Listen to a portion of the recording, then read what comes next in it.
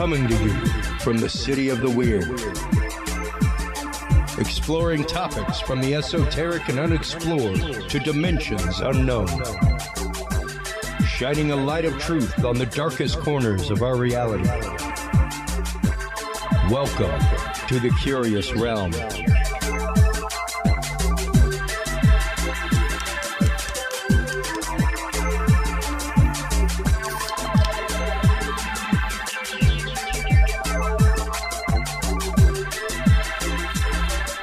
Well, hello everybody. How you doing today? Chris Jordan here, coming at you. Let me fix that iris on the camera a little bit. There we go. Sorry, we've been having an issue with the ring light in here. Every once in a while it pops off. It's really weird, and I just realized I still have my conspiracy filters on. So let me let y'all see my human eyes.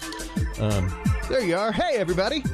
Totally different world. Welcome to the show. Episode 67 tonight. So glad to see so many of y'all that hung around from our Dudes and Beer days through the reformat, through the last year. So many epic guests.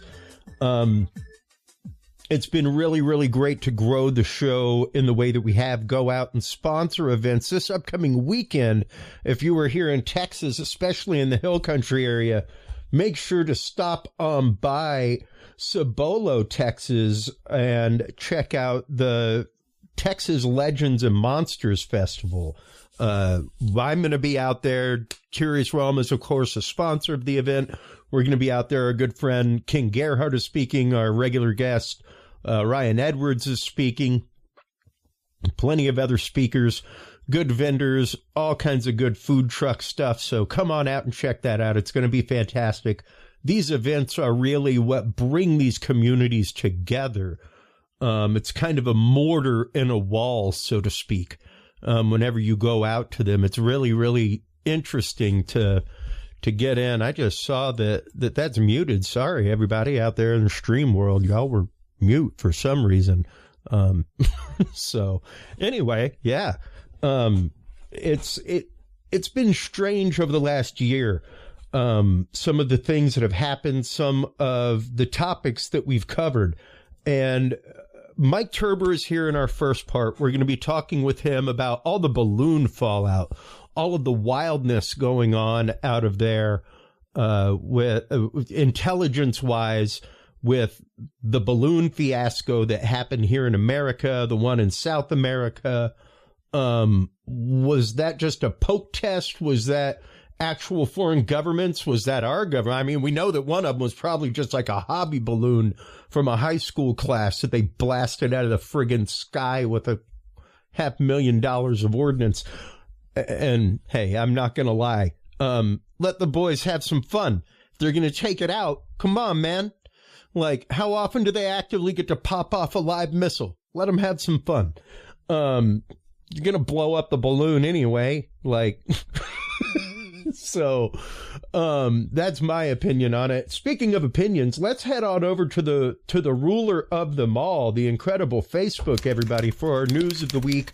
That is where we always check out the articles that we post every week here on Facebook in the Curious Realm group. We've also got some audio tonight from Facebook out of the drive. Lockheed Martin hints again at the existence of a secret high-speed jet. Out of WLOX.com, anglers reeling rare great white shark off the Alabama Gulf Coast. I'm here to tell you, folks, as a Gulf Coast resident pretty much my entire life, that is crazy rare. Wild things going on with Earth when that's happening. CBSNews.com, Florida man serving 400-year prison sentence walks free after being exonerated of a robbery charge. Imagine that. A 400-year sentence and walking free after new evidence exonerates you. Out of Podcast Business Journal, a Texas man traveled to Seattle and actively killed a podcast host. Yes, we podcast hosts do get stalkers. We do get people that follow us rabidly sometimes. And this young lady, unfortunately, fell to the hands of this gentleman. Out of Popular Mechanics, scientists now have a blueprint for an actual working wormhole. And out of live science, bizarre sand dunes on Mars are almost perfectly circular, and scientists don't know why. Some of the topics that we posted just today on the Curious Realm group there on Facebook. Stop on by and join the conversation while you are online checking that out. Of course, make sure to stop on by CuriousRealm.com. That is our website. That's where you can find all the episodes. We're on our own server now with that. Thank you. It's been great. It's been fantastic. Don't know why my mute keeps happening over here, but it does. Really strange. And yeah, it's been fantastic being on the new server. Things are way faster than what they were on our shared server. It's great. So stop on by. Check us out while you're on the internet. Of course, always check out the work of our guests tonight. Guest in the first segment is our good friend Mike Turber from 5x5 News. You can find all of his work on the YouTubes if you go to @5x5 News US. You can also follow him on Twitter for all kinds of like real up to the minute updates, all kinds of things. Mike Turber shared this audio with me today from social media, the audio from Kevin Day, and some of his take on the craft that were filmed on the Go Fast gimbal, all that kind of stuff. Really interesting audio here. Let's listen to this audio from Kevin Day. I have a working theory about what allowed us to finally see these things. And again, I'm going to speculate. This is speculation because I don't actually know the answer. But right before the Nimitz strike group had gotten underway in 2004, our ship and some of the aircraft had received a top secret technical upgrade. I didn't know anything about it because I just have a secret clearance. But I think for whatever reason, that upgrade that we received suddenly allowed us to see something that had been in the skies for maybe a long time. We just couldn't see it before. And I think that goes a long way with explaining why since 2004, a lot more Navy units are seeing them too, because now that technology that we got is fleet wide.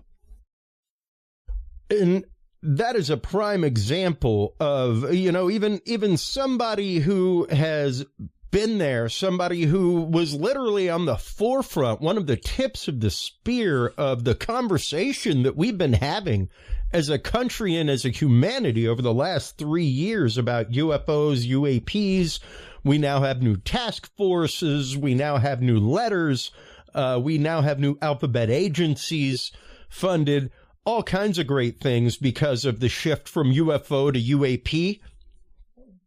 And people like Kevin Day, who were really on the front side of coming forth, because until folks like him, brave, amazing folks, like, it was anathema, dude. Like, they will come after you. You will lose your pension if you are a retired veteran and saying that kind of stuff. Like, there's all kinds of things, especially if you had the clearances that he had. So, Mike Turber, thanks so much for sharing that audio with us today, my friend. How you doing? I'm doing quite well, and Oh no, sorry, that was the Kevin Day audio still playing. Oh, hey, Kevin's there. Hey, Kevin. Hey, yeah. How you doing? I've had multiple conversations with Kevin, and in those conversations, bit by bit, I was starting to piece together or add to what I already had as a theory, a working theory, and come to find out, Kevin was thinking about the same thing, except he's got a different take on where his theory goes, but at the same time, a lot of the things he said, especially in the other video too, that talked about the objects that were tracking south. So I sent you two. One, this is just his side of the conversation. Yeah. This was just the first video. I just wanted to lead in with that. Yeah, the reason why I sent you that one was because there was a lot of speculation. I've made points a few times that the reason why they were able to see these objects was because of the upgrade that their radar system, the Spy 1B radar system, had received. And because of that, they were able, the higher fidelity in the tuning of the phased array system and what have you, that upgrade allowed them to see it. But Kevin did not even know that his system had been upgraded. He knew something was being done with it, but no one told him what it was. And that was because he actually didn't have the clearance at the time. He had just a security clearance. And the upgrade was a top secret clearance upgrade that was done to the Spy 1B system. So in that upgrade, that allowed that radar system to be able to find all kinds of objects. So the very first week that he was essentially working on it in a operating type environment, even though they were in a training and a workup environment to get to, because they were actually had to speed up to get on a cruise because of the war. Keep in mind, this is November of 2004. Yeah. So when they upgraded that system, objects that they had never really seen before started appearing on the radar scopes. And they rebooted the system to see if it was clutter and all kinds of different things. But one of the key things he said to me was when the objects were tracking, he tracked them normally five at a time. And these objects would track south from north of Catalina and then over Catalina and then, San Clemente and then down, and then he would lose sight of them over Guadalupe. So at that time, I looked into the weather balloons. I already had a working theory of the X-43 balloons. They had launched a bunch of extra balloons, and those balloons led me to find all kinds of different things. But one of the key things Kevin said was that the objects were tracking south at 28,000 feet at roughly 100 knots.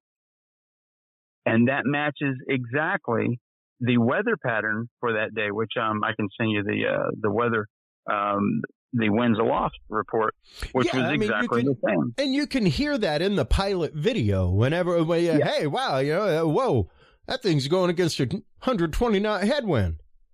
Yeah, well, that one's on the Roosevelt side, which is a similar situation. But on the Tic Tac Nimitz event, when Kevin was seeing these objects on the scope, there was no planes in the sky to go take a look at these things.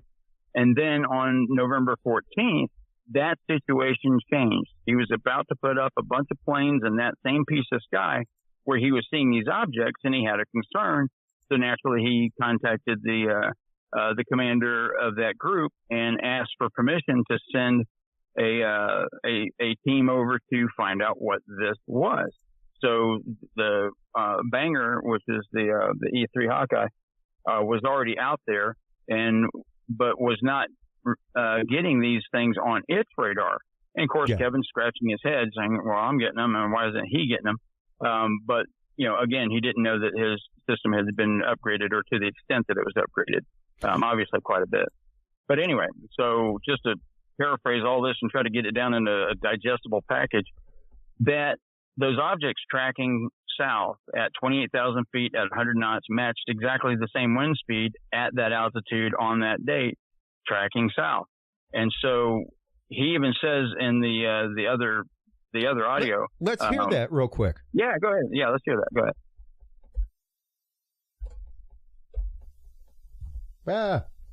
Hold on.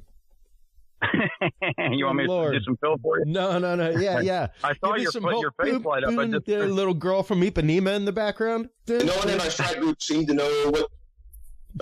Here you go. Hold on. I was up on watch. I was standing in my anti-air warfare coordinator watch position, and up towards Catalina Island, a couple hundred miles northwest or so, I noticed these odd tracks off the coast of Catalina. The reason why I say they were odd is because there was like 5 of them, if I remember right, from my logbook, and they were at 28,000 feet going 100 knots, which is just a little bit over 100 miles an hour, and they were tracking south. And I was thinking to myself, what in the hell can fly like that? A hot air balloon? And no one in our strike group seemed to know what the ID was, and I still don't to this day. They weren't broadcasting any type of electronic signatures that we could help us ID with. They were not on the Comair routes. They weren't flying normal flight parameters. Normally things that high going that slow are probably going to fall out of the sky unless they're lighter than air. I was up on watch. I was standing in my anti-air warfare coordinator. So there's that audio, and once again that airspeed is just And I remember you breaking that down in a video whenever the video is first released. The fact that like you can't like a Cessna can't maintain it would be at a glide. It wouldn't be under kind of any power whatsoever to be aloft at 100 miles an hour. Exactly, and certainly not at 28,000 feet where the air is actually much thinner than it is obviously down to the ground. A Cessna can fly 100 miles an hour, no big deal. You're talking the world 28,000 feet. That's ultra weight gliders, that kind of stuff, and even then, you're not talking at that kind of altitude.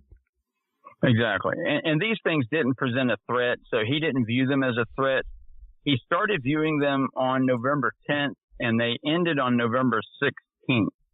The thing that clicked in my mind at that time was when I was looking at the information, because I FOIA'd NASA and the Armstrong Research Center and all that, and when I contacted them, I asked some very specific questions, and they answered me back within 2 days. That's just unbelievably ridiculous. I've never had a FOIA, just respond to me that fast. But I was on the phone with the lady's name was Carissa, and then I ended up talking to Ed Teets, who's the director of the Weather Center and some other things over at, I can't say everything he does, over at Armstrong Research Center, which is part of Edwards Air Force Base. And in talking to him, I brought up a question to him. I said, let me ask you a question.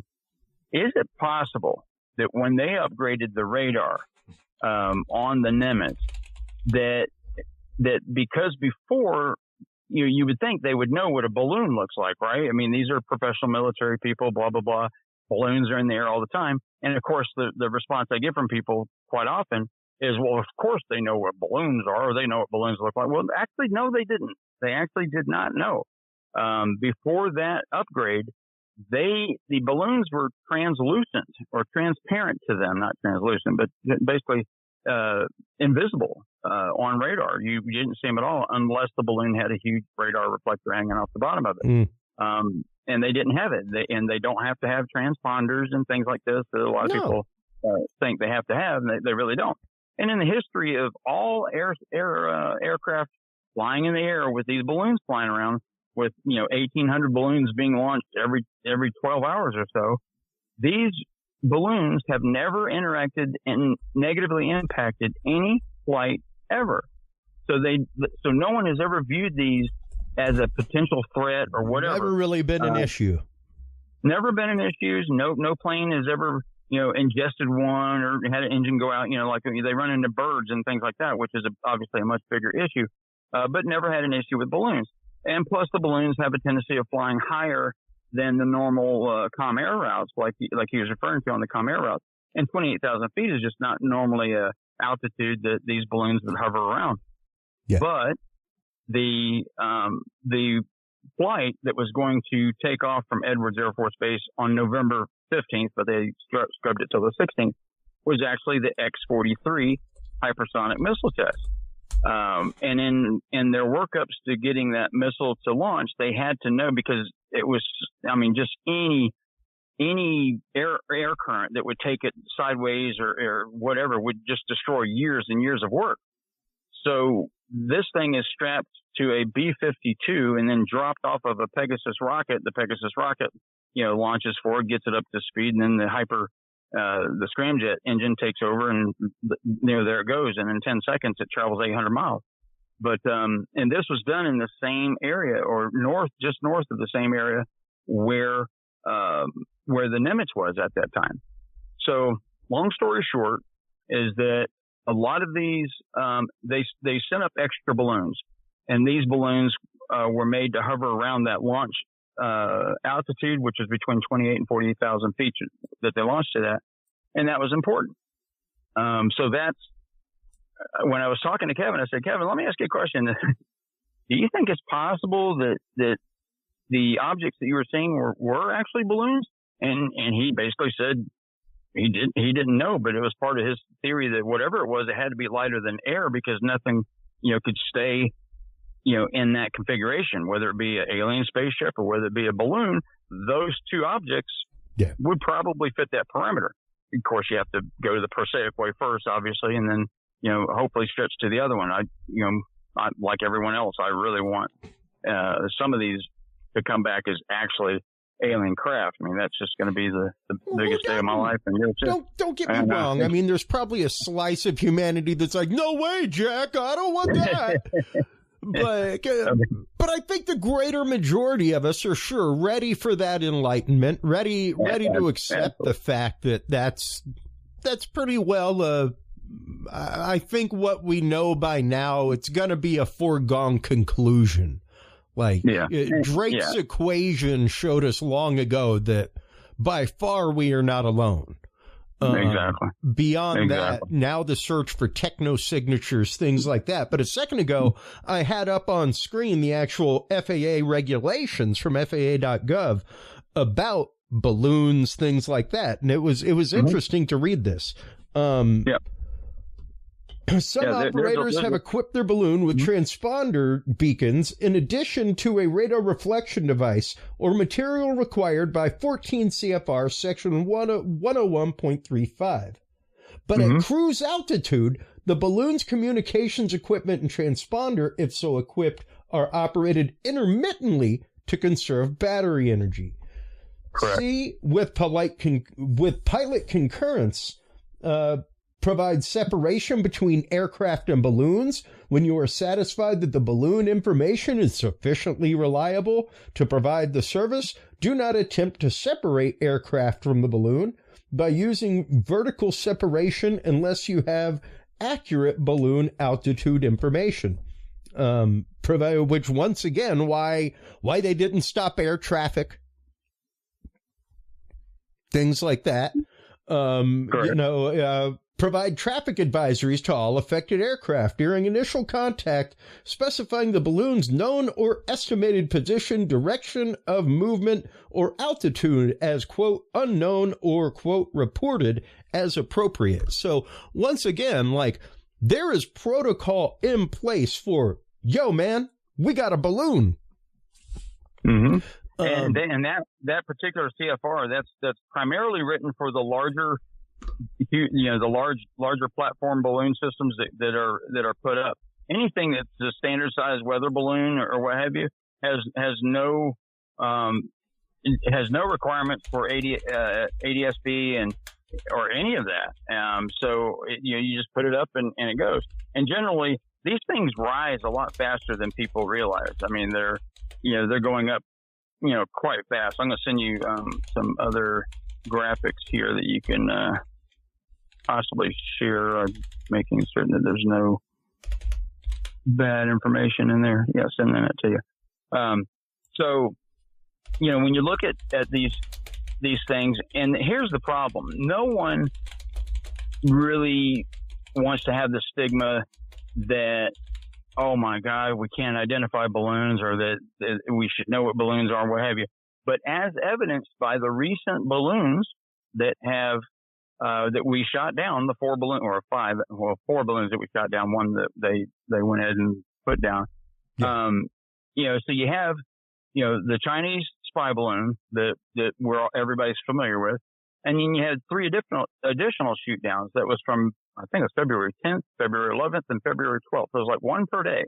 Yeah. So we sent up these aircraft to determine what these objects are, and basically they like doing it in waves so they can cram the message down your throat properly. Exactly. So they can make sure you get, like whenever your mom popped you on the back of the head regularly, just to make sure you got it. That's why. Oh, it's just that's a good analogy. Just want to make sure you got it. Just want to make sure it's just a reminder of why we pay you to fly these things. It hurts me, and it hurts more than it hurts you, boy.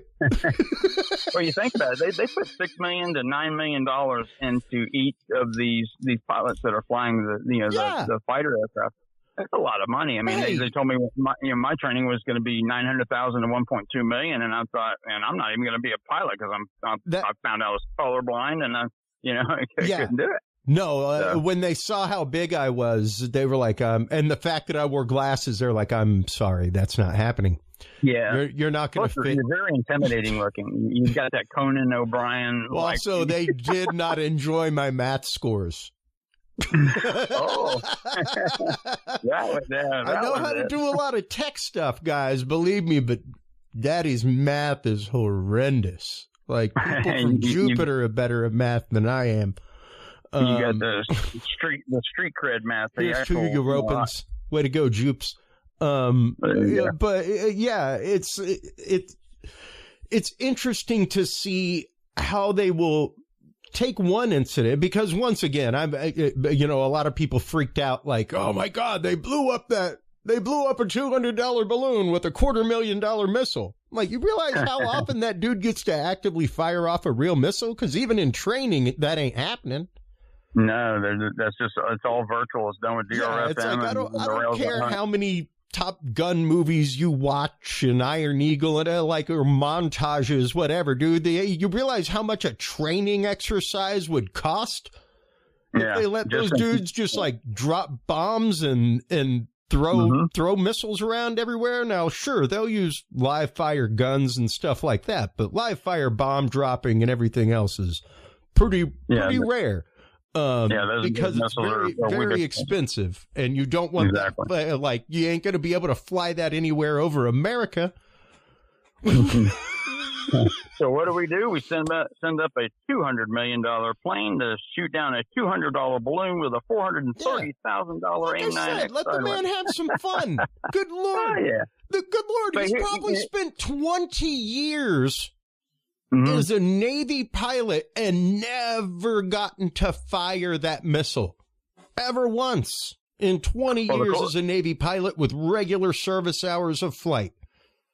The cool thing about the shoot down of the China balloon is that was the highest, supposedly the highest recorded kill ever, which I don't like the word kill too much when you're shooting at a balloon. I mean, the F-22, that was its first kill, period. Yeah. And then it happened to be the highest recorded kill ever at the same time. So that was kind of cool.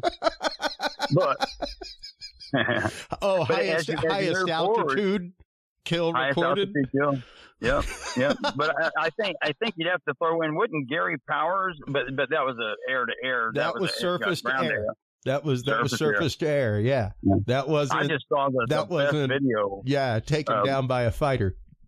Yeah, I got to send you a link to this video I just found. I don't know if you've ever seen it, but it shows the Gary Powers incident, and it's the best video I've ever seen of it, because it's a reenactment of it, but it looked really good. Well, it's just really interesting, because like today there was a big article today, Mike, and for those of you who are tuned in, folks, like whenever we have Mike on, he's really one of those people that helps us unravel the conversation from the background, man. Because it really is such a fractal, the way that things are put out. And if you weren't used to decoding that and seeing it, and once you learn like the way that's done, like it's in front of your face. Like I worked in the media at one point, but at one point on the alternative side and at one point on the regular side. You've got to separate. I've seen it from both sides. So whenever I see the media, like when the January 6th events happened, I saw it from media-wise, both sides. Yeah. And sat and was like, wow, the reaction to this is disturbing. And with the, no offense, I'm not a huge Tucker Carlson fan or watcher. Sorry, fans, if y'all are, that's great. I am. If you listen regularly, you know I am as purple politically as our logo is. I watch all of them. I read all of them. Doesn't matter. But Naomi Wolf, who is a really, really big, very left reporter, came out today with an apology after watching the Tucker Carlson interview where they showed the unabashed footage. Yep. Raw footage. Yeah. Where you literally saw the QAnon shaman being like ushered to the place with the most video cameras where the most footage would be gathered of him. Like just totally destroying this narrative that has been placed. And she was like, I was right there with them with buckets of tar and feathers, literally destroying half of the people in our country by reputation of association when that isn't even the reality of the events. She's like, when you hear people like Chuck Schumer saying that, this is a travesty that this is being shown. Really? Because I'm pretty sure that videotape is a part of the National Archive, and I'm pretty sure we are the people. So why is it that you were doling out our archive to us in portions?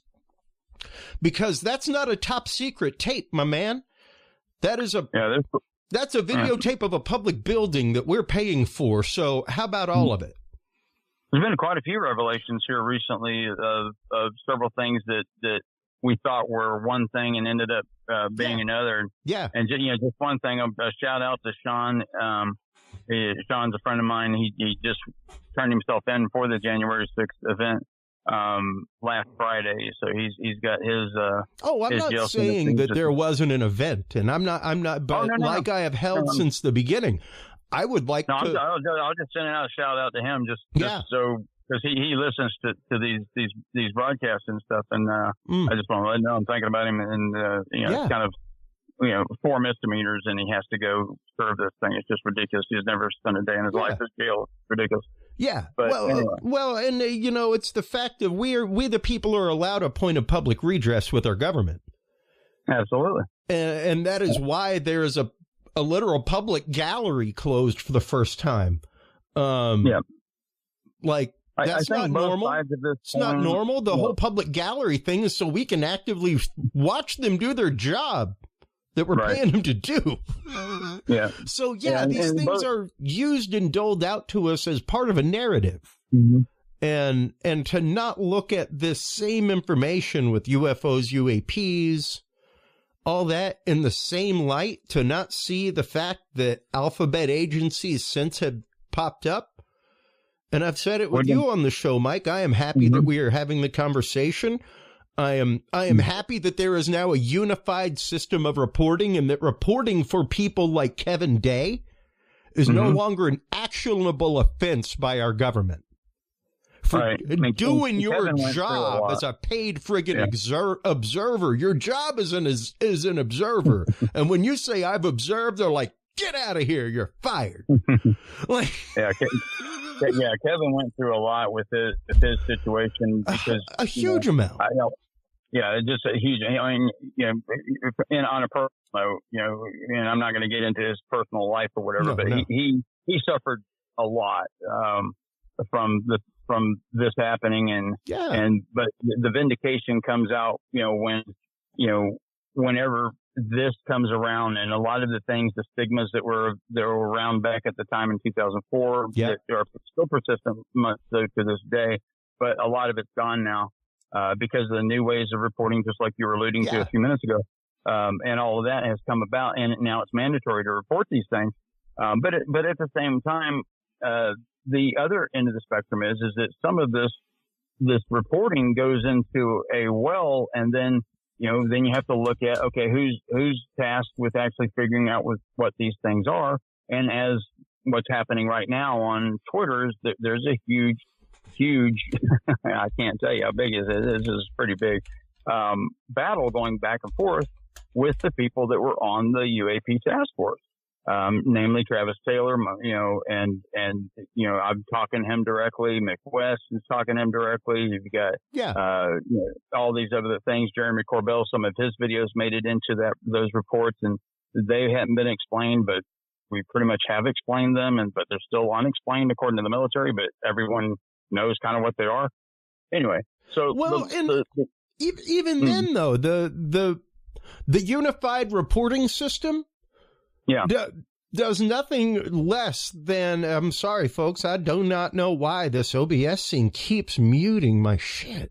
Pardon my language, children. I know there's some kids out there that listen. I don't know, beats me, but I don't know why it keeps doing it. It's weird. You have been taxed with one swear word credit. But quite literally, what that also allows is the fact of, now with the known quantitative, because once again, like we've said, they're not going to declassify anything that ain't in their best invested interest, long play or monetarily. Right. And there's some reasons for keeping things classified God, yes. when you look at them, like some of the stuff I get to see, and when you look at it, you go, why is this still classified? Why is this classified at all? And they say, well, because it's it shows relation to methods and something else. tactics, and because it shows methods and stuff like that. So I get it. And you have to like keep your lips sealed, so to speak, on some of the stuff, but otherwise you lose, your contacts and sources. It's the same reason why they keep people like Hal Puthoff read in on everything. Yeah. Because as long as you're read in on this, you can't talk about that thing that you did 20 years ago that's related to it. So we still get to keep that on the hush hush now. I can't wait till all those SRI papers. It's like as long as we keep you on the read in, this hush hush from back here stays in play. I often wondered if I was read into something just so I would be told that I can't talk about it. Yeah, just to be told you couldn't. Yeah, there's one way to shut me up. Yeah, and hey, man, there are things that even whenever this whole balloon kerfuffle started, my wife Amy was talking about it on the way home, like because she heard the audio that we aired before anybody else heard it. I was like, you got to come in here and listen to this. I was like, because I don't know if I'm going to be able to use it, but I can't be the only one other than Mike that witnessed this. Where literally, like we found out there were electronic packages aboard, that signals were intercepted, things that we had to change the colonel's voice, even though it was not named. I changed his voice. I can say what I can say what that was. The only editing I've ever done to my show, mind you. Oh, really? Yeah, I've never edited this show, dude. Oh, wow, that's right.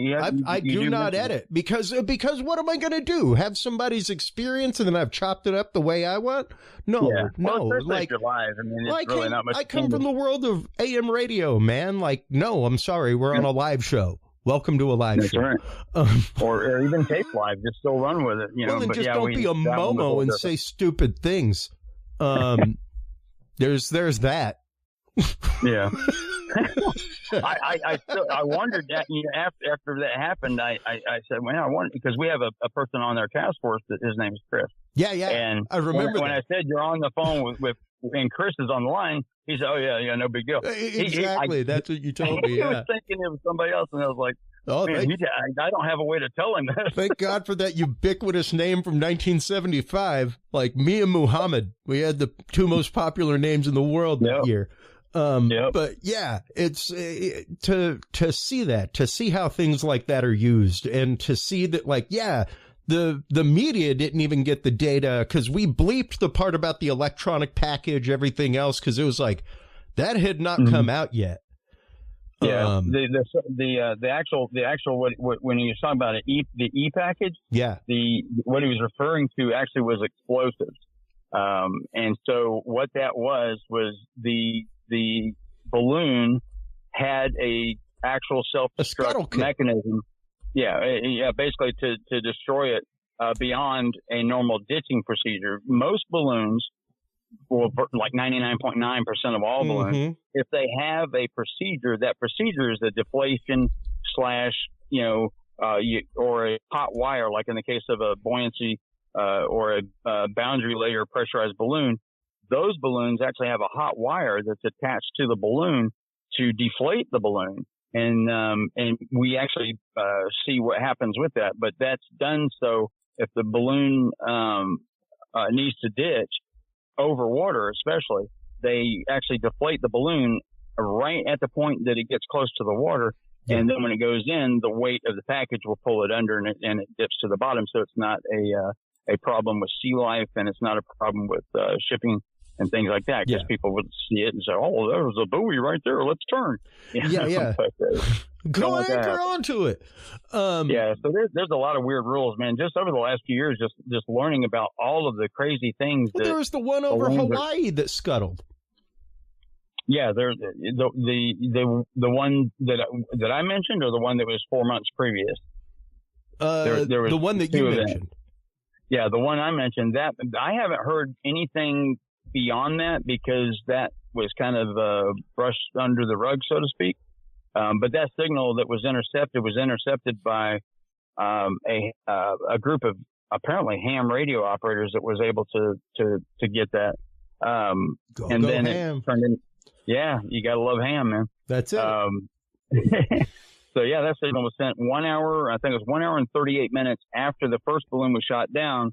Another balloon, which was also launched from Hainan Island, which was, the original launch of the balloon we shot down was around January 21st. It was tracked over Alaska, I think, picked up on January 28th. And then we shot it down February 4th, I believe it was. So in that interim, was it February 1st, February 10th, whatever day it was. Anyway, so that balloon, now here's the key thing. I think I mentioned this on the show before, but I want to reiterate because this is extremely important piece of information that most people don't have, and it has not made it to your standard media or your mass media, is that when we sent the U-2 aircraft, the U-2 spy plane, to actually monitor what was going on with that balloon, to follow it, loiter around it, see what it's doing. The first one that went up was basically just a snoop. You go up and you listen to it, see what it's doing. Is it transmitting? What's it transmitting? Yeah. Is it receiving signals? What is it receiving? All these different things. So, and it didn't have the Dolphin back package, So the next one, which is I think Dragon Lady 99 or whatever the other number was, came up and it had the ELANT package. So it could record everything that the balloon was doing and signals going to and from. And on top of that, jam all signals going to and from it. The balloon would still transmit signals. They just wouldn't go anywhere. Yeah. The signals coming to it would still be sent to it, but the balloon would never receive it. Yeah. Yeah. So, and it would at that point be unless it had some sort of course pre-programmed in the CPU to adjust itself to, if it's receiving course instructions, it's not going to be receiving those. At that point, it's just a balloon and it's going to follow air current. Exactly, exactly. Because that was a big thing that a lot of people didn't realize. It wasn't just a standard old balloon with a whole bunch of truss hanging off of it. Like it looked like somebody's really, really bad stage installation got away from them.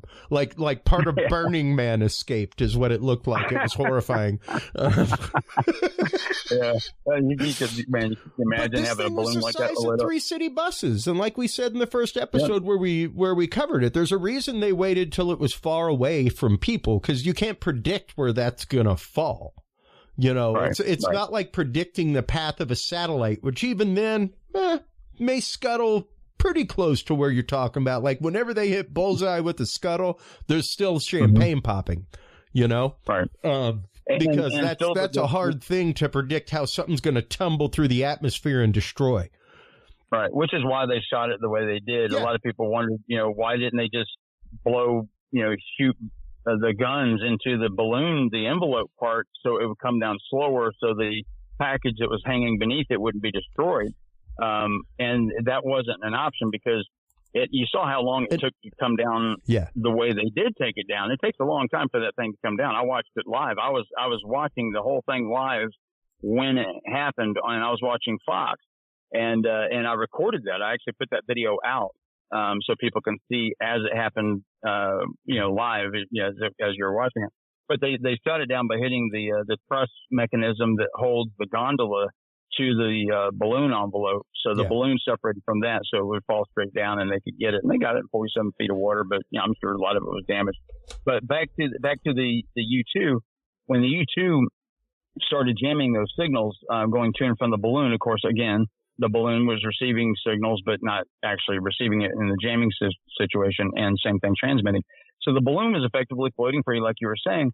But at the same time, the U-2, since it was jamming it, that means that the balloon, whatever, like you're saying, whatever pre-programmed situation was inside, would basically maintain that same altitude until given a different instruction to do something different, whether it was internal to the balloon or external to the balloon.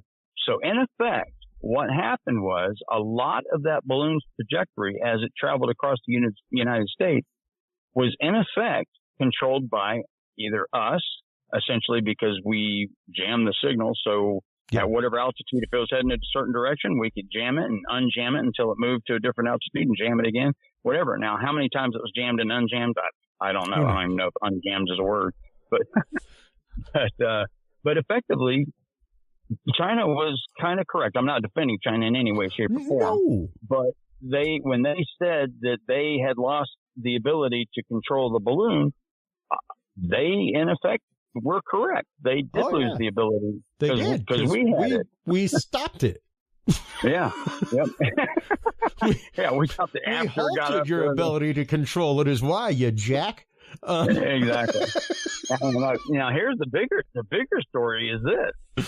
We shot down 3 balloons in 3 successive days, basically after the China balloon was shot down. And then all of a sudden, bam, nothing. Like there was no other balloons. Silence. No other balloons have strayed into that zone since, and ever will again. Now there's a lot of speculation as to why that happened. Now the source I have basically tells me that it's a 2-pronged sword here. One, it was becoming an embarrassment that we were shooting down these objects. Essentially without having a actual true identification of what they were. And some of, obviously one of them being a $12 Pico balloon, which, when you put all the transmitters and stuff on it, it's $200. But but it was like a high school science class. Yeah. Well, it's called the Bottle Cap Club in Illinois or something like that. Yeah. And because that's what the Mylar balloons look like when you pump them up, they actually take on the shape of a bottle cap. And so the bottle cap balloon people, they lost the signal from their balloon. Now, keep in mind, this balloon had already circled the Earth 6 times. Yeah. 6 times. And then on its 7th, it was about to, start its 7th trip. Yeah, exactly. It's amazing. And a lot of people don't realize that. They think, a balloon goes up, it pops, it comes down. Well, yeah, that's the way most weather balloons normally would work. But there are many balloons that will maintain altitude. Mylar balloons and this type of balloon, the Pico balloon, are designed to have a certain pressure and go up to a certain altitude, basically maintain it. And that altitude, in this particular instance, was anywhere from 30 to 40,000 feet. And that's the altitude that a lot of aircraft fly in. So saying it was a danger to commercial airlines, that could be said. But keep in mind, you know how many balloons are in that same piece of air around the world? And are we going to shoot them all down? Once again, I'll pop it up on screen if I have to, but there are FAA protocols in place for operators whenever they see a balloon that's straight into airspace, like let planes know, follow it, track it, don't let any planes get over the top of it. Yeah, but here's the truth about that is that keep in mind that many of these balloons are transparent to radar. Radar can't see them unless there's a reflector hanging off of them, or if it's a large enough Mylar, because the Mylar effectively becomes a reflector. Yeah, in and of itself. And so you have this situation where a lot of the radars, and I mentioned this, right after the first show I did with Jim Breslow, I actually mentioned about these objects and about the radar being able to see them for the first time, and everybody thought I was out of my mind that they had to. What are you talking about? They had to see these balloons, but that's simply not the case. After talking to Ed Teets, and Ed Teets is the head of the weather facility at Armstrong Research in Edwards Air Force Base. When I brought up the idea about the balloons being suddenly able to be seen by Spy 1B radar, he was, a bell went off in his head, and he was like, that would explain a lot. He says, let me get back with you. So we had several conversations, and in the interim, he was like, you know what, I think you may be right about this. And I said, you know what, I think it'll also explain some of the things that happened on the Roosevelt, where they were seeing these things every day for 2.5 years. Every day for 2.5 years, these objects were popping up on their screens. They weren't seeing them with their eyes. They were seeing them on the screens. So either A, they were balloons, possibly, or B, They could have been GRFM, digital radio frequency modulation, which is spoofing, and the Nemesis project, which a lot of people should take a look at what that is. Where you have red team, blue team, and they send out these signals, and you can make a plane, or about the plasma part, because we both had a great time watching that thing.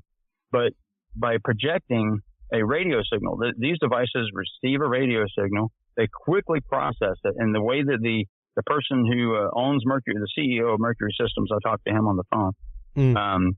He basically said, in less than about a billionth of a second, they can receive this signal, modify it, turn it back around, add a Doppler effect to it, and send it back out as a radar signal, bounce back. And the radar operator would receive it, and it would look just like a real plane moving, and they could make it appear any size they want, any signature of any aircraft that had ever been recorded, make it seem like it's that particular aircraft, or make it go any speed that they want. And that was an eye-opener for me, because, I had read into some of the programs that they have for spoofing and stuff, and what they did, with Project Palladium way back in 1963, which is amazing, that we had this technology that long. People forget that kind of stuff, man. People forget that, we had fully operational drones back in the, they had, you think the dude with, the pigeons are fake? Birds are not real. That guy, you think he's crazy till you start going and finding out that, no, they had dead birds that were remote controllable, back in the 60s. And hell, back in World War II, I mean, the V2 rocket, the Buzz rocket, the V1 and the V2, everyone would hear this rocket going overhead that was using basically a scramjet. It had no moving parts. It was just, that's the way it sounded like. And they knew as long as they could hear it, that they were okay. Yeah. The moment that sound stopped, because they could only control where it would go and how far it would go by how much fuel they put in it. And they would monitor where they landed, and they would use that amount of fuel on the next one if it was a good hit, or modify it accordingly. But as long as they heard these things, then they knew they were okay. As they stopped, they would panic and run or whatever. But that was a lot of damage was done to London using what effectively were drones at that time. Yeah. So yeah, and I mean, even looking, I just brought up as we were chatting about the technologies, the capabilities, things like that. The documentation from Lockheed Martin for the laser-induced plasma for infrared homing missile countermeasures, which is of course the patent for basically imagine a laser chaff system, folks, where you could project a hologram of a plane that you could make any size, going any direction, like you just said, going any speed that you wanted, that to all radar reflection would absolutely appear like a craft. To any heat-seeking missile following you, make it 10 degrees hotter than the engine of the plane you're flying. Guess which object that heat-seeking missile is now following. So absolutely, these are the technologies that we're dealing with now that are out there. Like this patent is there. It's on our website, of course. Feel free to go to the Knowledge Vault, folks. But that was published February 6, 2020. Yeah. February 6, 2020. That technology they've been testing it. Of course, DARPA had tested some stuff previous to that. And, and, some of the things they can do with these plasma induced fields is obviously make sounds. They, obviously they can produce a signature of a plane sound or whatever, but they can make these things talk to you, literally. Some of the applications that were discussed at a roundtable meeting one time was if this technology was available, that they could affect, think of not a third world country, but think of a not so first world country, where a lot of the people live in the rural areas. And if you saw an image of whatever your god is over your city and start speaking to you, don't even need the image. Oh yeah, don't even need that. Just the sound or what have you. But combine that with an image, and I personally, even though I'm atheist, I would absolutely state that they need to write into some charter somewhere, some rule of law, some of the Geneva Conventions, that this not happen. That is playing on a level that shouldn't be played. Yeah. You know what I'm saying? Oh no. If you recall, like back, I remember it. I remember the headlines and the stories from the first Gulf War of the platoon of Iraqi troops that heard the voice of Allah tell them to lay their weapons down. Yeah, and pull their underwear off because that was the only thing they had that was white. And I mean, hey, welcome to the world of what's called the voice of God technology, folks. Directional speaker systems, things like that, parabolic speakers. And when you're talking about the world of Tesla technology, the world of plasma, and even playing with, low energy to high voltage plasmas. Because like it doesn't take a lot. Like I'm popping up right here. Like you can just Google plasma speaker, man. $69. You can buy a little Tesla coil kit that will play music from the spark that comes out of it. Like that's and it doesn't sound horrible. And many of us have played with plasma and didn't even realize we were doing that. As with those old plasma balls when I was growing up or in my mid-20s or whatever, they started becoming real popular. Oh, yeah. You run to Spencer's and buy these things and touch your hand to it, and all the electricity would go to your hand like lightning going to your hand like a mini Tesla coil, which is effectively what it is in an argon gas environment. And, now argon is the third, most prevalent gas in the atmosphere. So playing with argon is not a hard thing to do. And that's part of where exciting the argon atoms or however they're doing it to get it to a plasma state, and then actually being able to manipulate it either into a shape or to have it produce a sound is just mind boggling. But it's there and it's real. Well, absolutely. And once again, it doesn't take a lot of power to do it. Like I've got a little Tesla coil kit, that I built, and hey man, it runs off a 9-volt battery. You could utterly make a portable, I guarantee you could make a portable Tesla speaker kit where like you could make that plasma come out and because basically the arc distance is from the point of origin is what you're talking about. I just picked up 60 capacitors. I'm going to be bringing them to Austin, Texas with me. We'll see what we can do with those. I'm not allowed to do any more, Mike, because you saw the thing I was playing with before. I was about to get my hands on about 3 or 4 ounces of mercury to start spinning inside of my rig to start. All right. And I told my wife straight up, when the portal opens, I'm walking through. Just so you know. I'm not going to grab her hand and go through with you. But she came into the studio one day and saw my radio clock on the wall, and I just kind of kept it there because it was funny to me that I'd never really considered it whenever I started playing with those fields in my home studio. And it looked like the Predator lettering, like a Predator countdown going. There you go. Because it just destroyed the RF field, just destroyed the LCD screen. Oh my God! Yeah. Oh yeah, utterly wiped it out. But I mean, I got to the point in my home studio, man, where I made copper magnetic. Yeah, like that's pretty hardcore fields going on, like in a home studio to be playing with, That's a lot. That's when you're hitting the right frequency at the right voltage at the right time. Yeah, when that happened and my wife saw the clock, she was like, "You can't do this next to our son's room anymore." We buy a house, you get a workshop, you go back to your portal building. Until they go back to your homemade Der Glocke.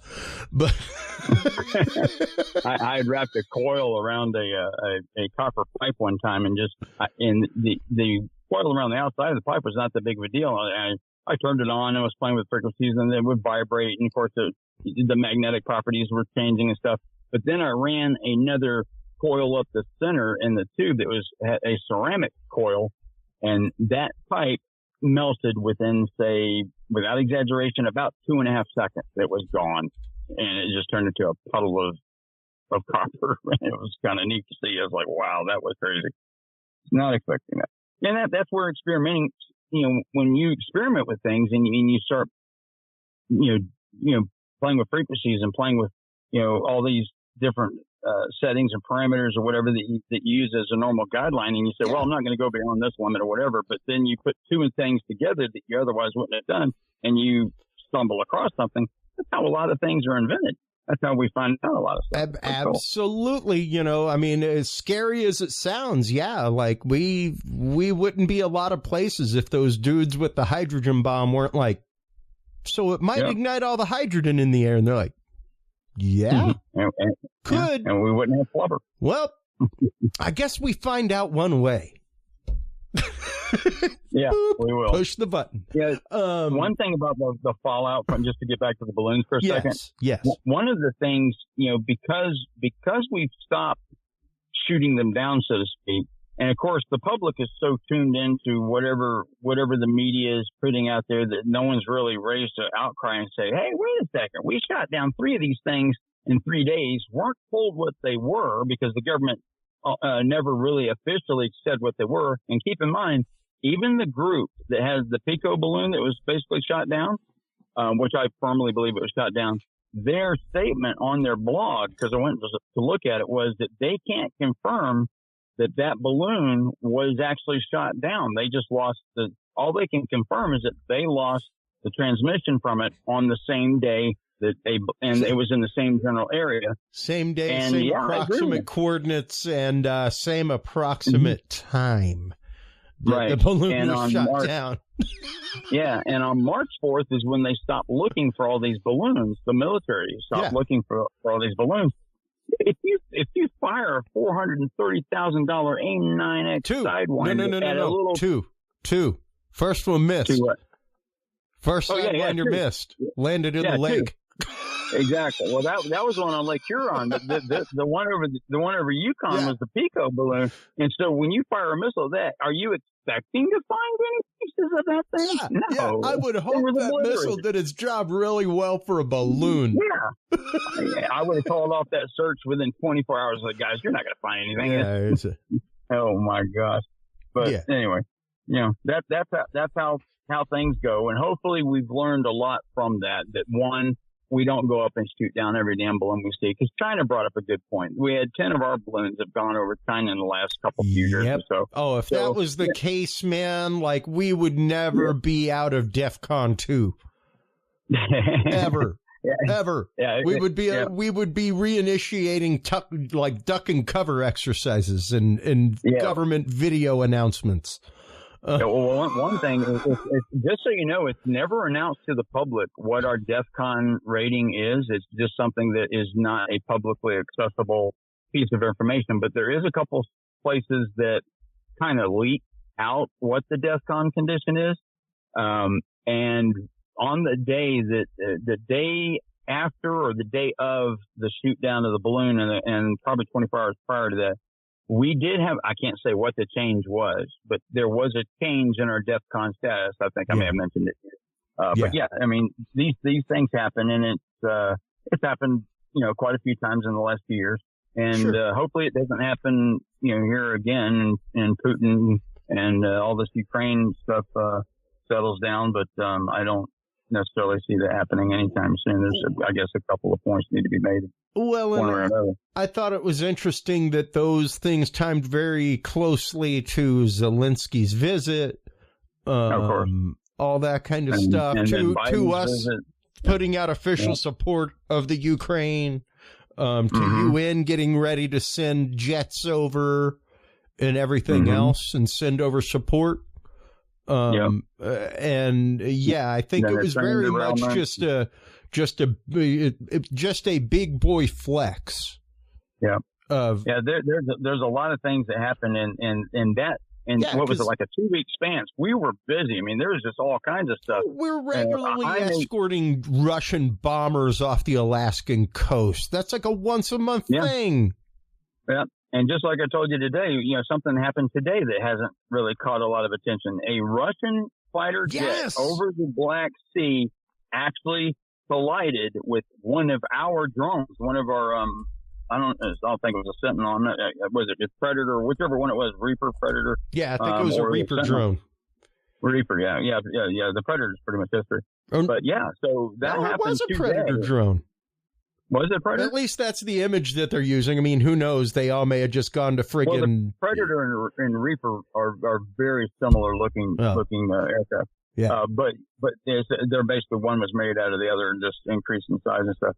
But but this piece of news, when I saw that, I thought for sure I would be able to just flip on the TV and immediately it would be on CNN. No, nothing. There's just that's it. Yeah. And just nothing. And I'm like, wow, this is kind of crazy that this is not making the news, because that. And it's hilarious to me when you look at things like Bloomberg had the story before BBC, ABC, Wall Street Journal, CBS, Bloomberg. Yeah, exactly. They've got some deep pockets to have some sources out there. I can tell you this for do. Sure. They do. They're a great source to follow, actually. Yeah, Bloomberg, Forbes, and Wired, and a couple others that are out there have amazing sources, because one of the sources that I utilize is the same as one of the aforementioned. And so I get it at the same time. But there's a couple of them every now and then I'm thinking, well, I'm in the know. I should have these things sent to me. And this one caught me out of the blue today. I was like, wow, wait, what? So it happened. It's an amazing thing that it has not escalated into anything, but I'm glad it didn't. That it was just two drones or a drone and not two fighter jets. If two fighter jets had collided, that would be ridiculous. We would have that's a condition of war. Several times before the collision, the Su-27s dumped fuel on and flew in front of the MQ-9 in a reckless, environmentally unsound, and unprofessional manner, it said. Yep. Thinking that the fuel would ignite inside the in the air intake or something like that. Totally. But that's just hilarious. It is kind of funny. I mean, all the funny things that happen. I mean, back about RC-130 just flying down the coast of Japan, and you sit there, you're literally looking out the window at a Tu-195 Bear on the other side, and we're both shooting moons at each other in the windows and stuff. I mean, you couldn't get more dude's angry, so he sends his dog to pee on the guy's car every day. Situation. That's it. That's pretty much what that is. Yeah. But I mean, there it is, folks. Jet collides with dumps fuel on drone, then collides with it over the Black Sea. By far my favorite headline version of this out of NDTV. Not really sure who they are, but good Lord, I love that title. It's great. Yep. Russian jet dumps fuel on U.S. drone, then collides with it. They apparently clipped the propeller of the drone. Yeah. That's ended the way. Yeah. That's flying in a reckless manner. I wonder if I guess we'll send Putin a bill or something. I don't know. We'll have to see. Yeah. I guess. It really sounds more like they're going to air traffic court. Yeah. That would be like a night court thing. I could. I can totally see like a Judge Mathis section. Yeah. They've got the little actual physical chart with the little magnetic planes and a drone. Here's the fuel, John Maddening it with a pen. Here's the fuel that they were dumping on us while we were flying the drone. It was pretty humiliating. I mean, I was pretty humiliated in boot camp to begin with, but this was just demeaning. Because it felt like it was on purpose. Well, one thing for sure, going forward on a lot of what we're seeing in our skies left and right, there's going to be a lot more for people to see, a lot more that's going to be reported. Yes. Keep in mind, I think last year, just like when Jupiter and Venus were in conjunction last week or so, I've been talking to one of the guys at MUFON because they want to make me a field investigator, about my UFO encounter that I had. And so I'm going to send him some data on that and try to 3D map where it went and all this other stuff. Because, I finally had, after 20 years, I finally had an actual sighting. And I honestly, I don't know what it was.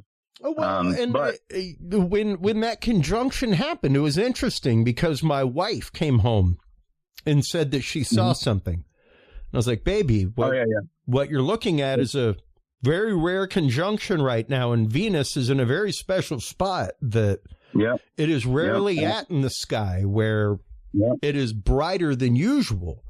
No, that isn't what it is. And then literally the next day out of CNN came the headline of pilot sends plane into nosedive after mistaking Venus for an oncoming plane. That was a video that I sent you. That one that actually happened. The video I sent happened in 2011. But it happens all the time. That was just the best video that actually could tell the story, because I was trying to prove a point on Twitter that people actually have moved their planes, nosedived their planes, injured people on the plane by trying to avoid hitting Venus. Yeah. And people were saying, well, they would know if it was Venus or not.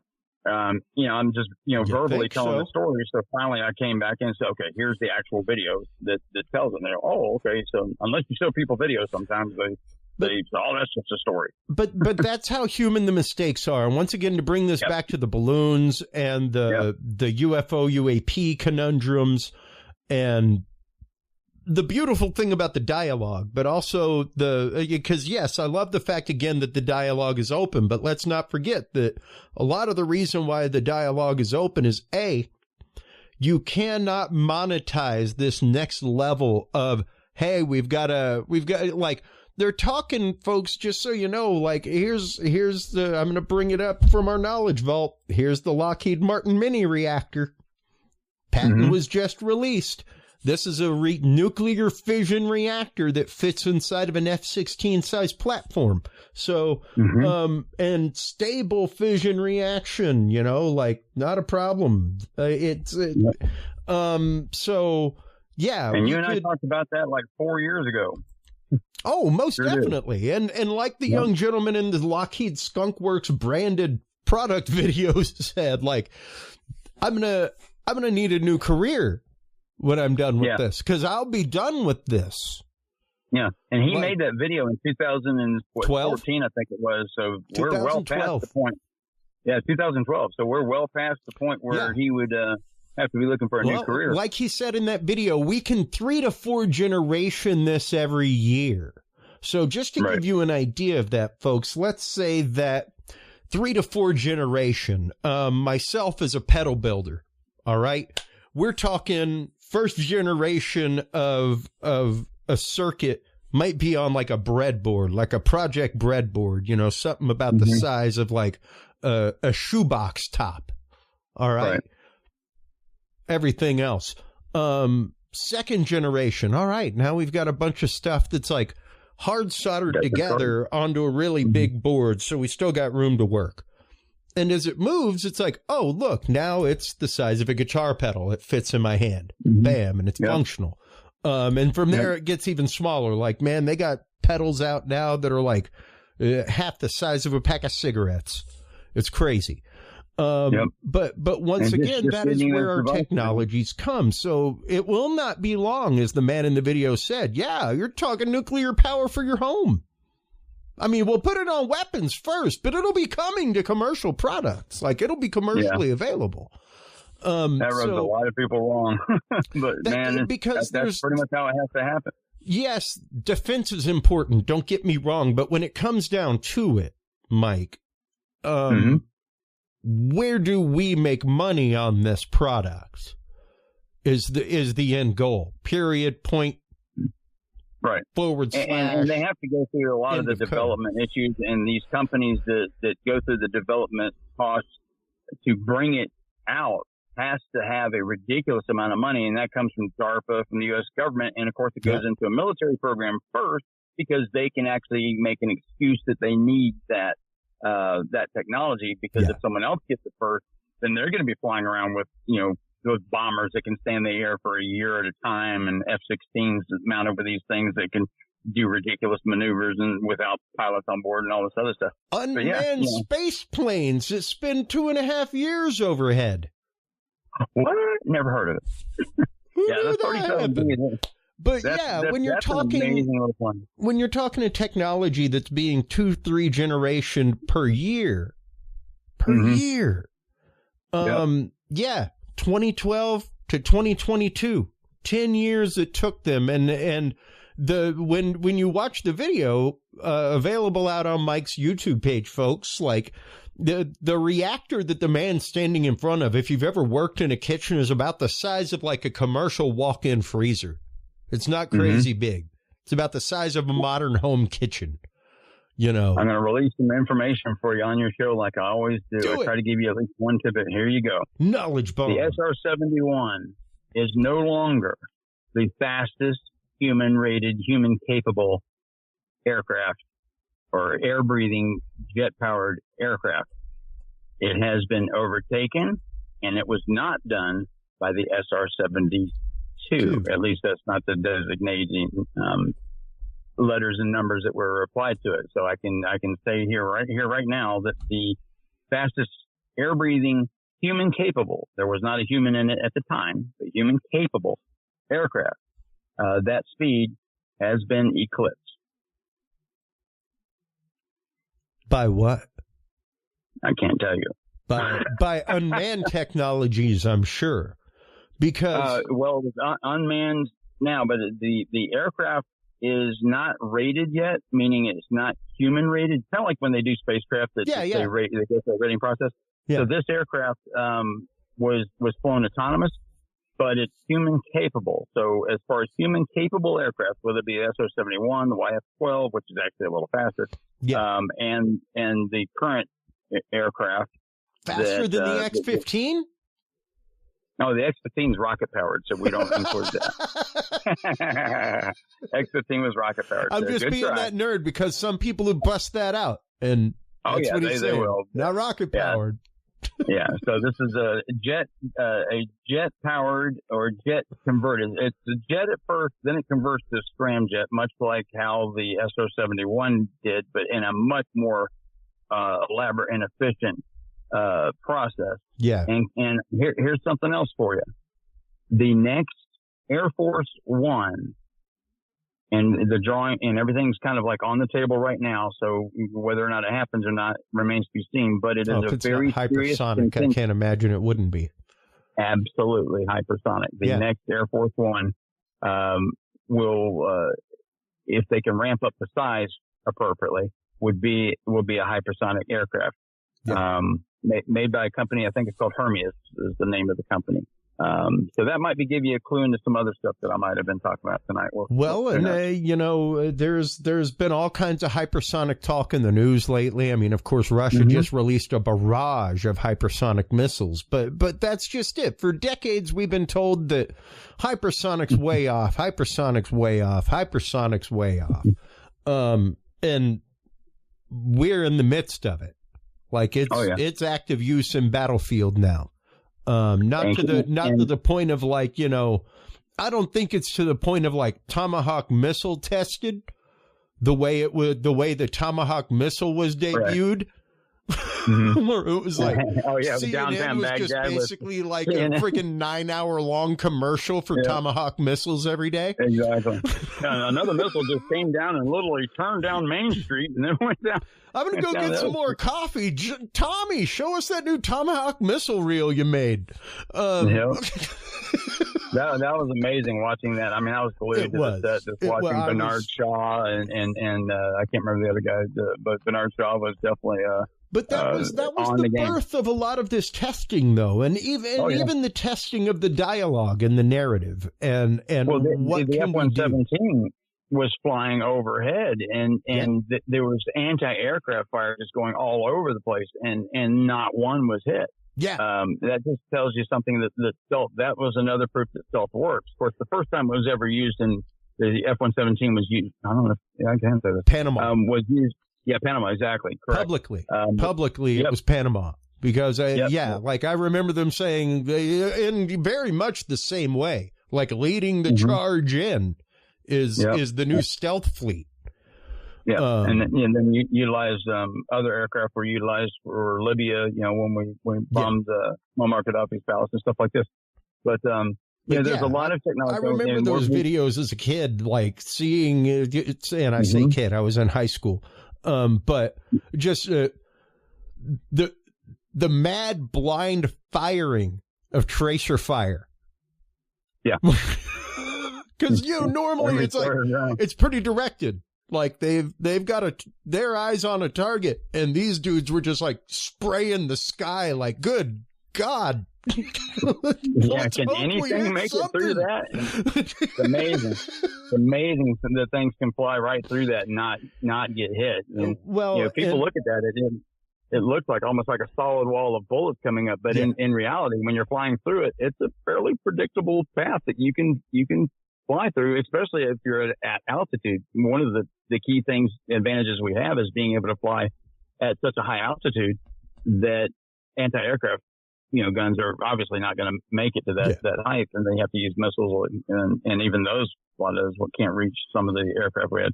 But we were wrong, with the U-2, obviously, the Soviet Union was able to shoot one down, and that intelligence was wrong. Yep. We've lost numerous stealth craft. We've I mean, there was the whole stealth helicopter incident off China. Yep. China got that one. And then there was the one that got captured. Wasn't there like an E-2 that was captured or something? Like, not a stealth craft, but like a communications craft that was full of all kinds of top secret tech. Yeah, and then we even left the helicopter and when we went to get Bin Laden. Oh yeah, they blew that one up. They scuttled it hard. Yeah. They were sitting there trying to parade the tail of it around like that was a big find. Okay, now make the rest of the aircraft. Feel free to ask the people just south of Rachel, Nevada, how that stealth smoke works out. Exactly. Because I mean, nothing to see there. Nothing to see. It's been interesting to see once again how this plays into the dialogue, how it very much goes once again into the world of the protect our skies. And I think that it goes a lot to the world of that unified reporting system that once again is great and it's awesome because it's no longer anathema for somebody like Kevin Day to come forward with their sighting, and to no longer anathema for somebody that we've trained millions of dollars. We put millions of dollars into not just every plane that these dudes fly, but every one of these dudes is a weapon system, folks. Yep. Like they are a trained, ready to go machine. Every one of these pilots. So to not trust their millions of dollars of training, what's their training for then? What did did we not succeed with the millions of dollars because you can't trust them? Like it doesn't make sense and it doesn't add up. But what does add up is a unified codified system by which to give a reporting and a sighting. And for all these now black projects that senators were like, whoa, wait a minute. I'm on that oversight committee. Say what? Oversight say what? We'll talk about that in the closed door meetings. Remember that during the public hearing, everybody? Absolutely. Those are the closed door meeting things that we still aren't able to hear about. But now those senators know where that money went. Now those senators know what research projects are on the table that were possible black projects before that are now a little bit gray. It's not as charcoal gray. Yeah, exactly. You know, they're adding a little color to it, and yeah, we've added a little bit of light and a little bit of white to it, so it's still shaded, mm-hmm. you know, but there's some light at least to the regulators, and now within that system that's set up, you give us the parameters of your sighting, and they can set up those questions and parameters to automatically exclude known technologies that the people or in that alphabet agency are read in on, you know. Well, keep in mind too. There's a lot of the people and here's something a lot of people may not know is that in the case of the UAP task force, the people that were actually running the task force, they did not have unbelievable access to all of this data that all of us thought they did. They actually they didn't. Yeah. The Air Force wasn't as forthcoming and so forth. And some of the information that was there was not necessarily necessary because of methods and tactics and various other reasons for not releasing that data. Or someone would look at the data and say, okay, this is irrelevant to what you're trying to accomplish. But I would say that the next batch of people that they hire into these task force, all of them should have top secret clearances. All of them should, have the ability to look at all of the data that can be afforded to them, because sometimes who's to know, what is important and what two things mixed together may create something else, other than these people, and bring in a third party oversight to take a look at that, because you can't have, it's just like having your internal affairs investigate your officers. It's not a good process, as evidenced by what we're seeing now. Just like in chemistry, Mike, if you're not part of the solution, you're part of the precipitate. Exactly. You're part of the residue is what you are. If you're not part of the solution, you're part of the residue. Yep. Exactly. And we're seeing that fallout from that. I mean, like anyone looking at this from the outside at just the cursory numbers that you're looking at from the periphery, and you're looking at it and you say, okay, you've got 1 out of 144 cases that was effectively solved. Maybe a couple more here and there or so forth since then, but just 1 out of 144. And at that point, a business would look at it and go, well, that's ridiculous.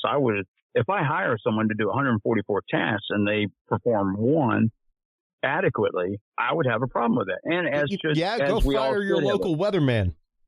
Yeah, exactly. I would be the best weatherman ever, because every day it'd be a 50% chance of rain. It's either going to rain or rain. Maybe it will. Maybe it won't. There might be a meteor shower today. I don't know. Hey, Mike, is it going to rain today? No. All right. Well, on over to sports. Yep. And here's a lot of numbers. Can get a raise for doing his job wrong half the time. Exactly. But that and a senator. But and maybe a president. but once again, it comes down to to assume, once again, we have this conversation all the time, Mike, not just with you, but with other guests, to assume that the things that we're seeing are off the cuff extraterrestrial. Yeah. Doubt it.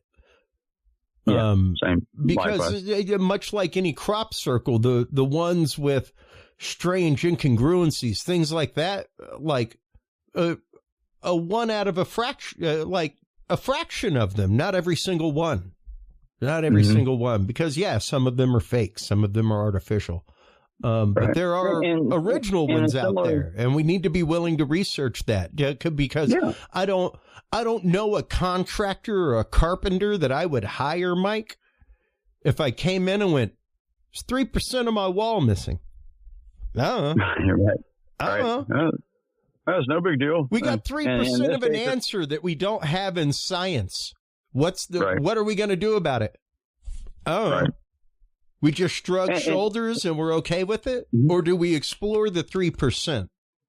Well, here's what's cool is that on my Twitter account, you can actually watch this play out live right now. We are actually discussing this openly in front of everyone.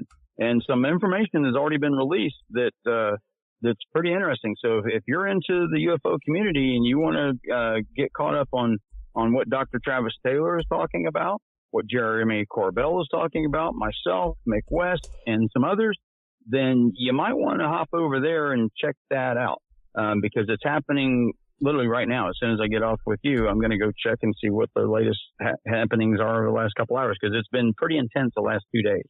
And of course, I bring my comedy routine into it because I have to make some of these situations a little bit. I mean, if you can't make light of it, I think you got a real big problem, because there's just so much comedy to be seen. Yeah. But once again, to really peel all of this back, folks, and expose the heart of the onion, it's the fact of the balloons were really a big military flex to things going on that also allow for other things within the paradigm that we're already talking of UFO, UAP, things like that. You get to litmus test a lot of things in the media and see how people react. You get to kind of just poke soft bellies and see who goes, oh, that's where we should bake. You know?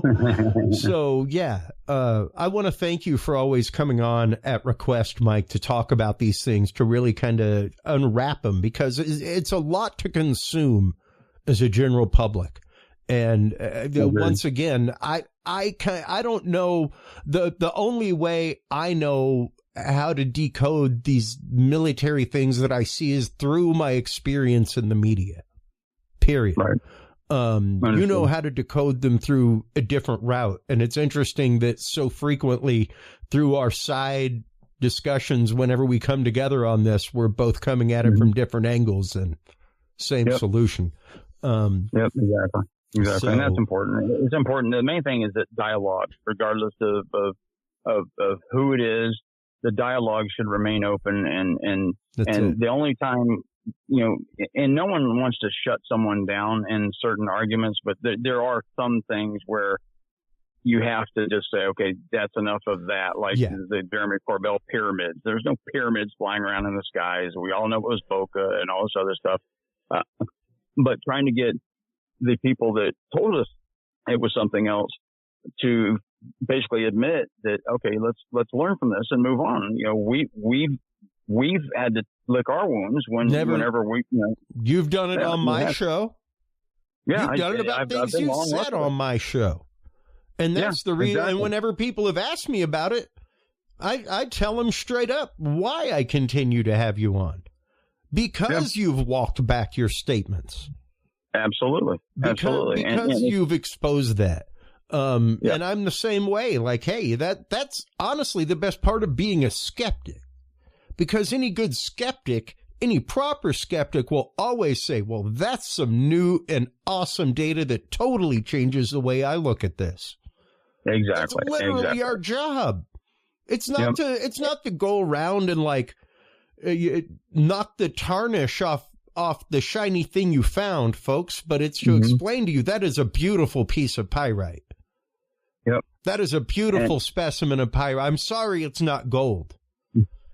Speaking of which, I'm holding one of those rocks you sent me. Oh, nice. but that is a beautiful specimen of pyrite. Exactly. And appreciating the fact that it's a beautiful specimen of pyrite. Like, hey, let's appreciate the fact that somebody's caught some videos of these top secret projects. Let's appreciate that for what that is, because that's huge in and of itself. Yep. And to sit back and to say that, okay, here we are, we're looking at an object, you're looking at it through a different type of lens that I may be looking at it through, or a filter or what have you. And what I see is this, what you see is that. We can agree to disagree on some things, and that makes sense. And you just learn from that and you move forward. Say, okay, you think it's this, I think it's that, and neither one of us can prove either way. And then you move on. Where it gets into the bottleneck is when something's been obviously pretty well proven it's one thing or another, and there's really no other way around it. And the people that stay on that those are the ones you got to steer clear from, because that becomes dangerous over time. Yeah. And then they become snake oil salesmen and stuff like this. And you just sit back and you go, man, I can't believe I was falling for that. But at the same time, you can't go after the people that believe those people. You have to actually keep reminding the person that keeps putting that out that, hey, this is not correct. And then the other people defend them. You say, look, I don't want to say anything about you believing something that may or may not be true. I just want to state that this is what has come out of it from, say, the scientific method, scientific community, or from just whoever. Somebody figured it out. And now we've got that one. So we still got thousands more to look at. So don't worry about it. We got plenty of stuff to chew on here. Well, so, as always, I mean, even the last UFO UAP report, there were like from 120 to 500, the cases jumped to in 1 year. Exactly. True objects of interest for them to look at. So when you're, and those are things, once again, folks, from the criteria that they have come up with, that they can pretty well filter out now because of the knowledge that they have. Like, that ain't one of our projects. Yeah. Because before it'd be like, I don't know, it might be somebody's project. Sure. And that's what this has kind of set up, which is great. But we got to be willing to accept the fact that we have a lot of advanced projects out there, man, like crazy. The fact that the TR-3B patent is there and real alone should blow people's minds, much less the fact that what dawned on my brain a second ago, like maniacally, Mike, is, wait a minute, isn't that a plasma electrostatic charge that's keeping that thing afloat? What a great way to send voices into people's heads while they see it. You want me to send you some mercury? Oh, God, man. Mike, you're the devil. That's why I love you. I know. The devil's in the details. Hey, you're the one that got me into the backyard astronomy thing, man. You were like, you'll get a whole lot more than what you think, guaranteed. God, and you went in full board. I saw the camera that you just got. That's awesome. I can't wait, dude. I picked that up for a pretty decent price. It wasn't bad. It was a modder out of Greece. Coming from Greece? Yeah, coming from Greece for like $200. Yeah, but it's going to get those colors. It's going to nail them for you, and that's the key thing. Yeah, so you're going to be. I was pretty disappointed. Like I've been dealing with a gimp foot over the last few days. It's been really, really horrible. Not my typical gout flare-ups. So don't know what it is. Happened a few months ago, and it's back. And it's like, what is this thing that's just crippling me? But fortunately, the skies have been soup as things are changing here in Texas. So. But I wish some clear skies for you. And when I get out to Arizona, you can bring your gear out there, because we'll go to the top of Flagstaff. And, dude, we'll take my new astrograph out with the 6K cameras. Absolutely. Absolutely. Can't wait. And that'll be a blast. We need to go hit up Boca at some point so we can watch some fun stuff out there. Mike, I want to thank you as always once again for coming on, sharing your wealth of knowledge and depth of these things. Let everybody know where they can go to follow 5x5 News, all that kind of good stuff before we let you go, my man. All right. Well, probably the better two places to go. One, go to YouTube. That will give you pretty much an in-depth from what I've been doing over the years. And if you're looking for anything that's current, hot potato at the moment, like what's happening right now, head over to Twitter, just search for 5x5 News. You'll quickly find me. So I go by that moniker there. I'm Mike Turber here, but I go by 5x5 News over there. It's not like I'm, hiding anything, but, that's just what it is. So look at that and you'll see, quite a few things that are happening. I have normally a lot of irons in the fire at one time. So I bounce back and forth a little bit, and engage with me by any means. If you've heard something tonight that you have a question on or whatever, ask me on Twitter, ask me on Facebook, ask on YouTube or wherever, or just MikeTurber@gmail.com is easy. And by all means, I'll be more than happy to talk to anyone about any subject at any time. Just like you, my man. Absolutely, dude. I love chatting with you on the side. I love having you just as in my hip pocket. Like I was saying earlier today, our next guest coming up actually is the gentleman who was asking about satellite services. And I was like, I love having somebody in my back pocket that I can just go to and be like, who's a reputable company to go to for satellite services and what prices should we be looking at? And I don't mean like, hey, let's get satellite TV. I mean like, let's scan a piece of property with a satellite. And the fact that I got those kind of people like in my hip pocket is pretty cool to me. I think it's pretty awesome. So, yeah. I'll have to remind me to send you that email I got from National Geospatial and the NRO. Oh yeah. I don't know if I ever sent that to you before, but that was you quite mentioned hilarious. it, but yeah, you didn't send it. I would love to get that, and of course, like I love the email chain that you put me on. It's been so much fun to just be a fly on the wall there. And that's a blast. It's been great. But that's my morning coffee comic read right there. My God, man, you must drink like a gallon of coffee. All right, buddy. Well, I know you're trying to sign off here, so I'll let you do that. Okay, bud. I'll talk to you soon, my man. Maybe I'll hang up whenever I hit this button. I don't know. Sometimes you're still there. I'm going to boogie on. I got to get the rest of this camera gear out of here because I filmed the SpaceX launch tonight. Go get it sitting outside. Go get it safe. All right, buddy. All right, man. Take care, brother. Wow. Always love having Mike Turber on. Always fantastic conversation and just great nuggets of information. He really does have some deep insight to that stuff. For those of you out there that are tech nerds like me, who are like, wow, Chris is, sometimes Chris gets a little distracted talking, sure, with his ADHD, but his tech is normally like dead on. I don't know why it keeps muting tonight. Apparently it was a Stream Deck update that every time I come back to my master screen, it mutes my channel. I thought I hit no to the Stream Deck update. I guess I hit yes.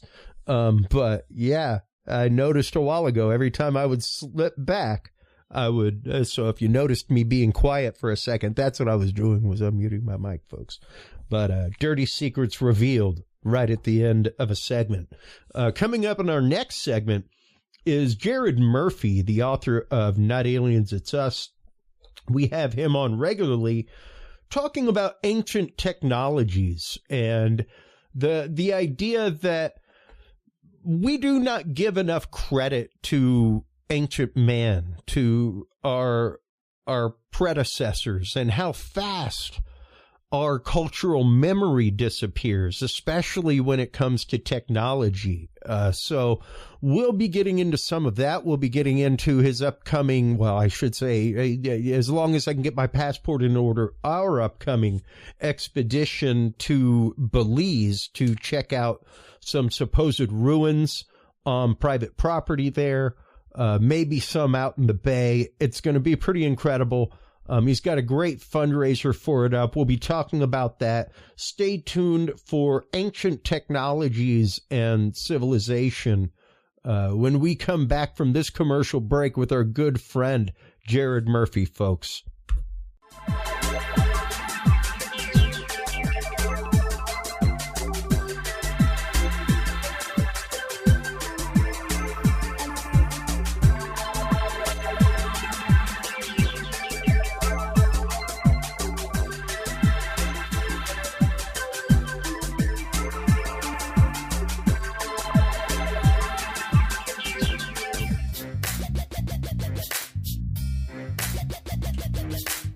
With the rise in attention to the health benefits of cannabis and cannabinoids, including CBD, True Hemp Science has become one of the premier providers of full-spectrum CBD and CBD-related products.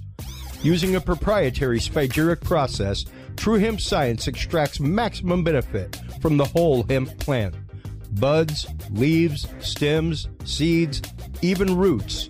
Every part of the plant is used and then reused to formulate a rich, complex profile of CBD, CBD derivatives, and terpenes guaranteed to provide the relief and benefits you need daily. Visit TrueHempScience.com to experience the best CBD oils, edibles, and topicals on the market today.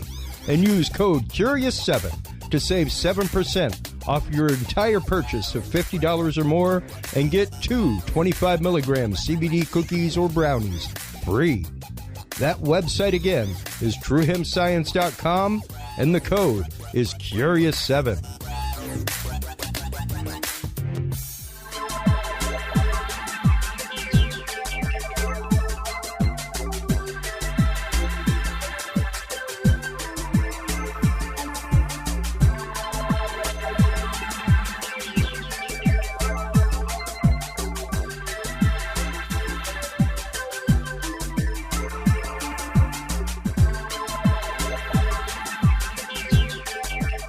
The Curious Realm Podcast is your source for the latest and greatest news and events in the world of the paranormal, esoteric, and forbidden knowledge. And there's no better way to spark the conversation than with items from the Curious Realm store. Choose from fan favorites like hoodies, mouse pads, coffee mugs, and more. Buy books and items from your favorite Curious Realm guests.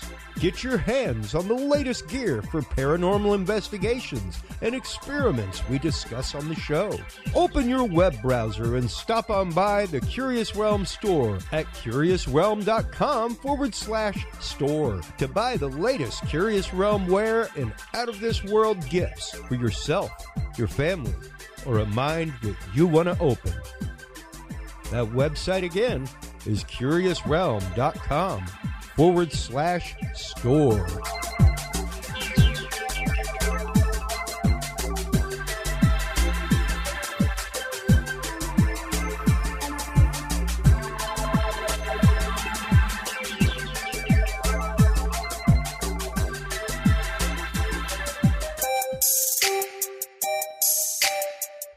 Have you considered starting a podcast?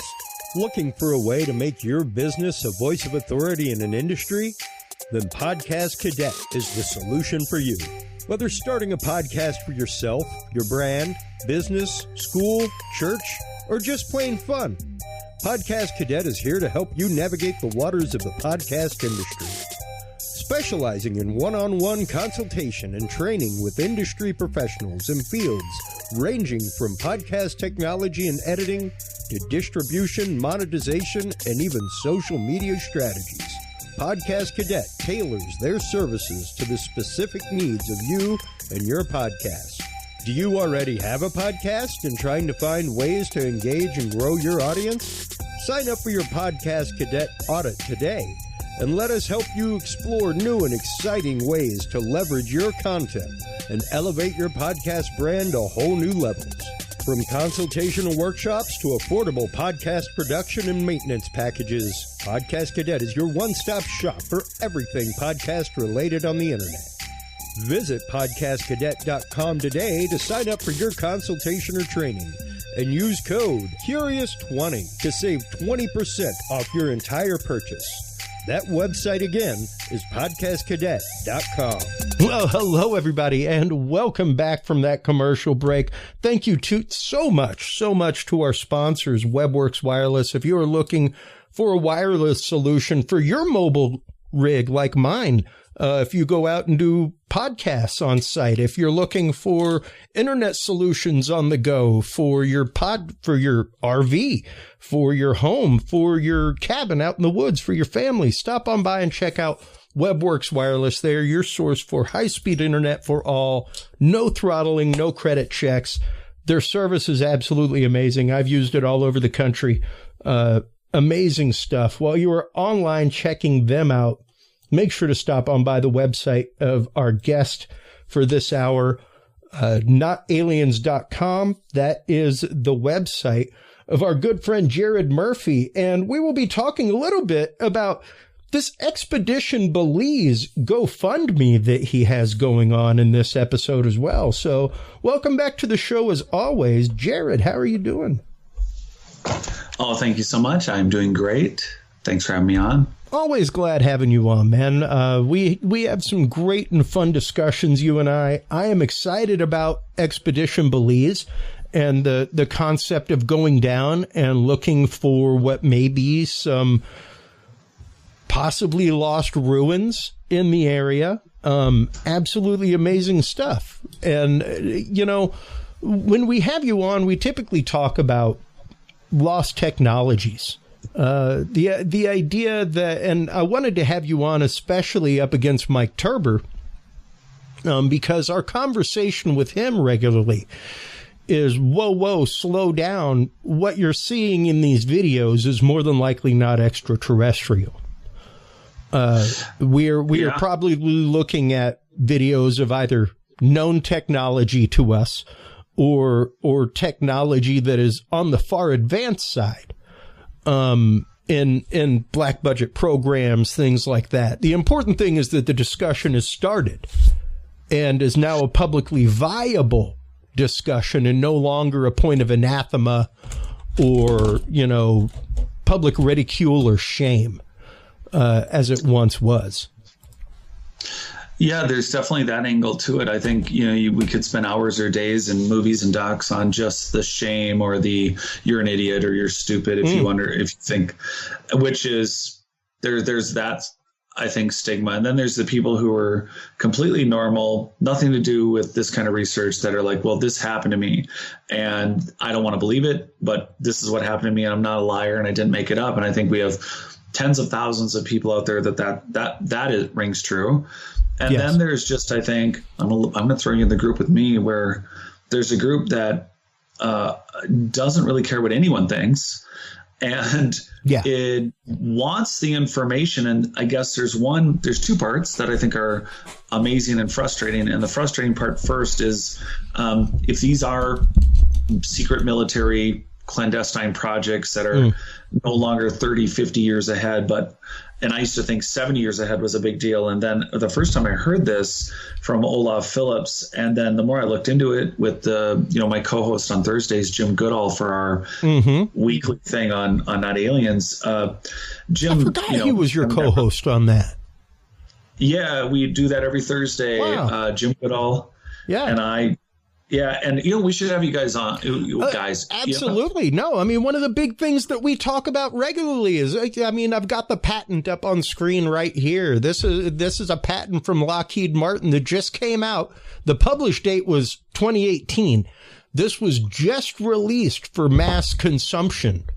The fact that here's literally a nuclear reactor built to fit inside of an F-16 size platform. Wow. And, we talk about that stuff. We talk about a little bit of everything. There are people who've had some crazy UFO experiences, but there's two parts. The one is our government contractors like Lockheed and Phantom Works, Boeing Phantom, and then Lockheed Skunk Works. Yeah. There's a number of programs where, like, wow, they're over 100 years ahead, but then you have eyewitness accounts like Bob Lazar's and others were like, no, there was 7, 9, whatever it was, hangars, and I was working on the sports model of the UFO, and it's not, and the problem is that the technology is so advanced so this is where the crossover is. It's like, okay, well, is it 100-year advanced military technology, or is it so advanced ancient human technology we mistake it for alien? And not that there was a prior society on this planet that survivors, crawl back up out of the technical gutters, and maybe it took them after tens of thousands or thousands of years. I mean, look at what we did in 100 years. Maybe they just, some of these advanced flyers around are not aliens at all. I mean, they're just advanced ancient humans that treat us like any anthropologist treats a monkey. Well, yeah, precisely. Even if some of what we are seeing is possible future us's coming back and looking on things. Who knows? That's very optimistic, isn't it? I think so. I think it would be interesting, to say the least, and not outside of the realm of possibility. But, a lot of people have issue with people like Bob Lazar and that kind of stuff. And it's funny to me how the longer the story has gone, the longer the question is drawn out, the more it's proven. Like unimpendium, the element that he said that these alien craft that he was helping reverse engineer worked off of, did not exist in the periodic table of elements until 2013, when it was actually made in a lab, discovered, and repeated and repeated and repeated. And yeah, like unimpendium. There it is. And oddly enough, in the exact same way he described it, the same atomic weight, the same principle, basic description of the element and everything about it, its characteristics, everything. So the question is it current, transitional military evolutionary science from World War II and on, or from, the great period of Tesla and Steinmetz and Edison, is it from that era, or is it ancient megalithic frequency energy advanced, now fallen society that is in the beyond prehistory? And then it's simultaneously frustrating to see if you guys, obviously it's easy to departmentalize and they'll call it in quotes security. So you can be a Lockheed Martin, and Jim and I talk about, and they have a guy working in they could literally be on either sides of a cube from each other. And for security reasons, the one doesn't know that the other's working on the complementary part or technology. Full compartmentalization. Yeah. And so it would be interesting to say, okay, well, this very advanced UFO looking ship, big one, small one, sports model, as Bob Lazar called one of the ones he was working on. Is it a modern, advanced, ancient human from Younger Dryas, or this, again, the society that was building with these large megalithic blocks, and where the Mayans came, like we're going down to Belize for this expedition, and to look around, and we need that satellite imaging and the ground LiDAR work, but it's going to show a society that came to a place where there was large megalithic construction and tools that were not primitive, that weren't copper, that weren't simple stone tools. There's saw marks and core sampling and things that we find in Egypt to Angkor Wat that show the same similar construction methods used by a society where we're unfamiliar. And what's important is that those stones are some of the few things left that show frequency and energy and engineering work that clearly would require machines and technologies associated with them that would make a 0. Mach 24 turning tic-tac totally possible. Oh, sure. And it would be great to answer all the questions at once. Unfortunately, I'm annoyed with the idea that, well, no, I guess I'm frustrated, and it's a little bit of, it is only momentarily de-energizing to think, it seems like through departmentalization and the constant lie of, oh, there aren't advanced ancient humans, we were all in loincloth, there's this cover story. Meanwhile, there's these departmentalized secret groups that are working on projects, and if you ask one of them, is there aliens? They're like, well, no. And then maybe even if they said yes, because I saw a spaceship, not even referring to Bob Lazar, the truth is still departmentalized in our very history that we tell ourselves, with barely any site dug up more than 3 or 5%, which always fascinates me. But the constant story of the cover is, well, we're the most advanced we ever were. So it's never tabled advanced ancient humans built giant megalithic, eon, non-destructible eon performing buildings. You didn't measure a building in 100 years and call it old. You measured it in millennia, and we don't build like that. We don't build mortarless, massive megalithic constructions. And it's not the size and the weight. For those that are new to the subject, it's the complexity of the constructions having to do with energies and earthquakes and maybe communications. Well, and kind of like the article that I just brought up from ZME Science, and this is April 24th, 2019. Small quartz disk can hold up to 360 terabytes of data forever. Not a lot of people realize that your solid state drive, your thumb drive, SD card, things like that is a deprecable media. At some point, it will no longer read. Right. But it's interesting to me how the further down the technological line we get, the simpler we find out it actually is, Jared. Isn't that actually scary a little bit? Have you noticed that? Because people will be like, crystal skulls holding data. Like, no way. Like they can't, quartz can't be programmed to hold the memory or to hold data or anything like that. Like, oh, okay. There it is right there. Like 360 terabytes on a tiny little wafer of quartz. And nothing more than quartz. So yeah, that's amazing. Yeah, it can be done. The question comes to bear, much like any of these things. I'm pulling out data things right now, USB thumb drives, SD cards. I mean, I could reach over here and pull out a friggin' mini disc. There's a memory card in your keyboard right behind you. The question comes to bear, Jared, 100 years from now, when somebody finds my friggin' mini disc, do they know how to get the data off of it? Oh, there's the data retrieval aspect, which is fascinating. Is that technology even useful, despite the data that's on the disc? Could be the cure for cancer. But if they can't get the data off the disc, it's useless. So much like, ancient civilizations coding quartz crystals, fantastic. To us, they're just pretty little gems. Well, what's funny is that for all the ways they've tried to for instance, and sounds loaded, the crystal skulls. I think we've talked about this a little bit, where I think it's hilarious in that they're like, well, here's all the ways using sand and abrasives and diorites or granites or harder stones or whatever's on the most. Those are all primitive. They're fake, so they're primitive. And it wouldn't be that hard for an ancient, like Mayans or Olmecs or Toltecs to make a crystal skull. I think I've joked about this on the show, but just to remind everyone, I honestly think that it was probably a cube, or, like it shows machining. It's like, well, that's proof that it's modern. Well, or it's proof of ancient machining.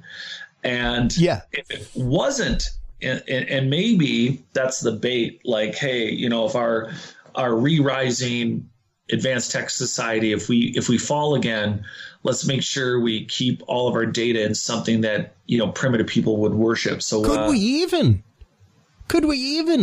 that's the question, Jared. Good God, go show a 20-year-old a friggin' 8-track tape and ask him what to do with it. You won't believe it, but I saw 8 tracks for sale. Oh yeah, no, they're making a big comeback. Thank God. Old ones at a Goodwill. I know. It's what I'm saying. They're making a comeback.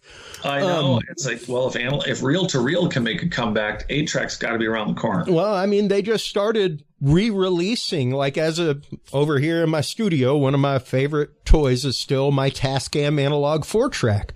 And they actively just started releasing bricks of tape for it again. You got to be kidding. Yeah, I mean, I've got an entire, thank you, Wavy Dave. My buddy, my old Grateful Dead drummer from Houston a few years back gave me 1,000 studio grade master tapes. Was like, here, I know you can use these. I was like, oh my God. So I've got tape stock for decades. But all that stuff is making a huge comeback because audiophiles have been trying to tell people, no, vinyl sounds better. Vinyl sounds better than a CD. And it does. Yeah, it does. And then people have to be careful. Sometimes they're getting records that are not analog recordings. That's what blows my mind. Is that they're not getting. Well, I mean, a lot of people don't even realize, Jared, that because of the fact that it's not a magnetic medium. It's not a medium that is picking up a magnetic residual signal off tape or something like that that's laid down at the time of recording. Because it's actually pressed into a weight of plastic, the mixing is done completely differently. The mixing and mastering for something on vinyl, you got to have that mixed and mastered totally differently for it to end up on vinyl and sound right. Which would just be wonderful the way we're doing it. And then it's funny to see us 50, 60 years into an industry, to see it going right back where it was.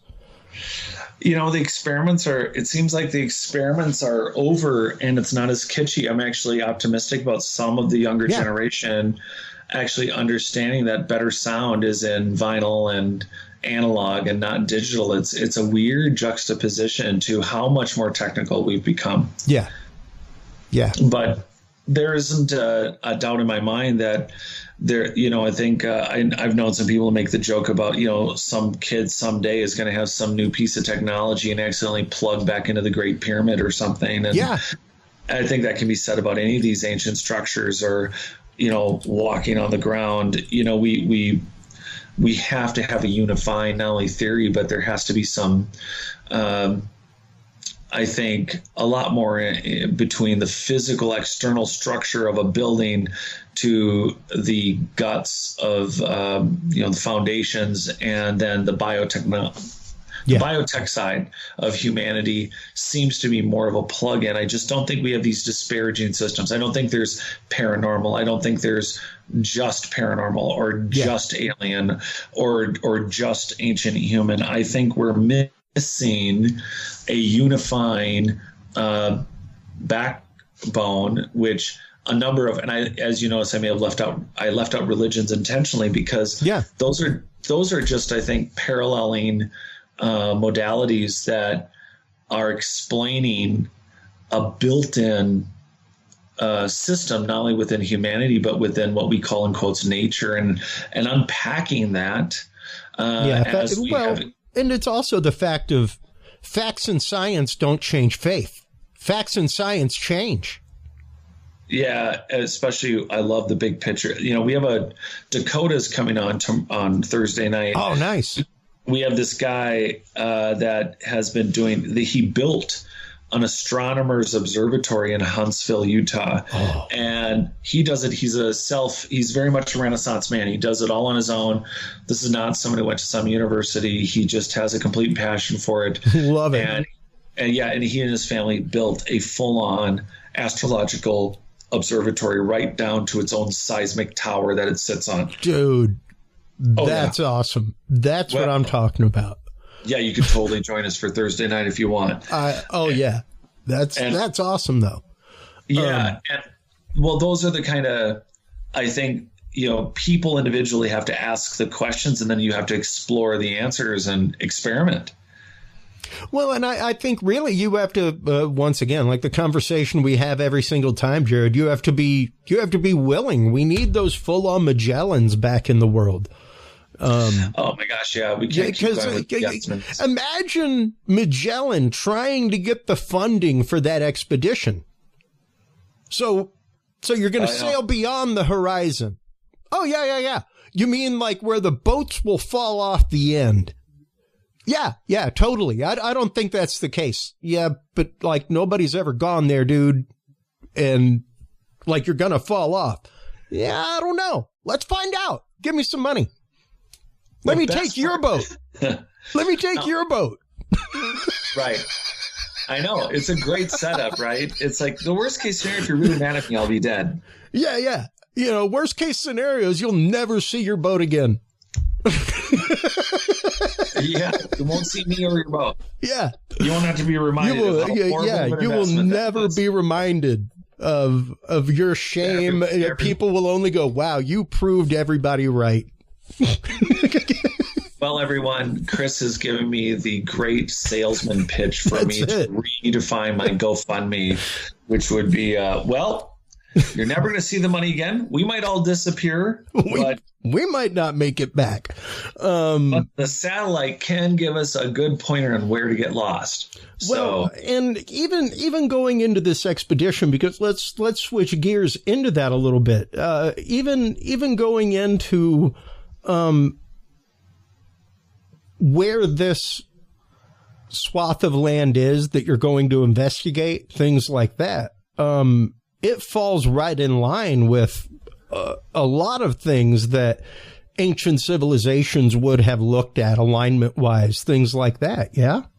Yeah, it's smack dab in the middle of a lot of other, many other ruins are megalithic, have remnant toolings and indications that prior to the Mayans or the Olmecs or the Toltecs that there were more advanced constructions there. There's also indicators they were there, the Mayans, because there are pottery shards and there are mounds of what would be Mayan trash sites, just like every civilization had a trash dump. They did too.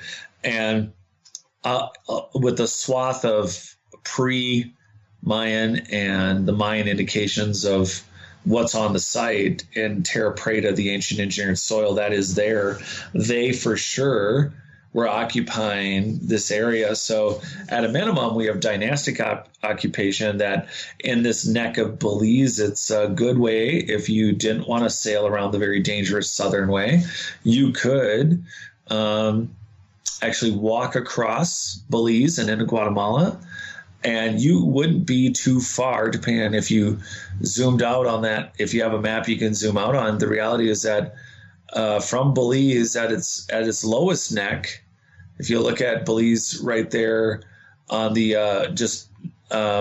right there at the bottom of your Belize map of where Punta Gorda is, if you look there in that bay, and if you went directly left, it's not that far of a jaunt to the Pacific. I mean, if your options are you're already down the coast, I mean, after Belize on the Pacific, your only option, turns into South America, and you are screwed for continental size and moving quickly around. The southern tip of South America is not safe. But if you were to hit the land route below Punta Gorda, I don't know if you could see the Pacific from there. But when you look, there's not a lot of squeeze points to go from Atlantic to Pacific. And this is one of them. But all those islands, by the way, off the coast there that you're looking at, that you were zoomed in on, it's not that long. If you, San Salvador, if you were to go through Belize and just walk straight, it's not that bad. There are some rivers that get you a bit into Belize. And then from there, if you're going coast to coast, it's, there's some other natural squeeze points. But either way, there's a ton of ruins, tons of actual pyramids, megalithic, dynastic. So Mayans made them, and then the megalithic ones were incorporated into a lot of the dynastic stuff. Those islands that you were just quickly showing off the coast, those islands are also filled with ruins. And even by standard academic times, there's like 2,500, 3,000 years of occupation in this area, this exact area where we're going. And LIDAR, and I can't say enough, satellite imaging first, detailed satellite imaging that goes down to about 16 inches, LIDAR-like infrared research will clear the trees for us. If you guys don't know what mangrove is, it's so not pleasant. It's not poison ivy or poison oak, but mangrove is not a easy thing to navigate. And so to cut your way in and through around, what we want is to, be able to get in and out of, where we're going to be working and what we're going to be doing. And we want to be able to do it in a way where we're not going to waste time. That's part of it, is that when you got a good group that can do some exploratory stuff and make sure we know where the roads are, make sure we're on, to do all of the work, we need good satellite imaging, and we have good people, but we can gather a lot of data. So part of the value to this is data we can share with others. So as far as the GoFundMe goes, the idea is we're looking to share this information. We're looking to help everyone learn our advanced past. And the best way to do that is to do the kind of research, put the kind of data together, of course, hopefully put together a very informative and teachable and learnable and exciting documentary, but also to make the raw data available to people so that that funding can go into more questions: why and what and where and how and who. Yeah. Yeah. And, especially whenever you're talking about going out on something like this, something on this scale, it really does help having all of that in place and in line beforehand. I mean, there's some things that flex in the field always, but most people do not realize the undertaking that something like this is, Jared. I'm glad I've seen many an expedition be slapshot put together. I was very happy I was never a part of them, because of the things that I heard afterward. But I am very happy to hear you taking advantage and making sure that things are aligned, things are properly done beforehand, that you've already explored so many of the issues that typically come up and what to do when that happens. On one hand, I just want to say thank you and move on. On the other hand, I'm like, do dish, do tell. Well, I mean, a lot of them were paranormal things, stuff like that, where it was like, oh, let's go out and do like a 3-day long expedition. And, even then it's like, what are you gathering while you're there? What actual methods are you using that are going to be repeatable methods? Yeah, 100%. There is no way, just going out without your eyes open to not tabling just the facts you want to find, but we have to be open to everything we're going to find. So we have these experiments and things lined up where they might not be the results I want. Yeah. And really being able to be present to what the facts show us so we can ask new questions is half the problem with just about everybody else. And, just looking around in the jungle or, sometimes, you picture the 1930s noir sort of, or screw it, Abbott and Costello and the Mummy. There's this, you go somewhere, you walk through the jungle, or you creep around hunched over, and then Indiana Jones, like you find the opening to the cave and the secret temple. And that's just not how it looks. It's more of, hey, can you help us on this GoFundMe and help us with the LiDAR via satellite and then the ground LiDAR, and to get the team to play. Yes, it is the logistics of getting a dozen people to a site. The site is many square miles. So getting people on the site is one task. Getting them sustained with food, water, shelter, security, tooling, everything we need to document. Task at hand, even. Yeah.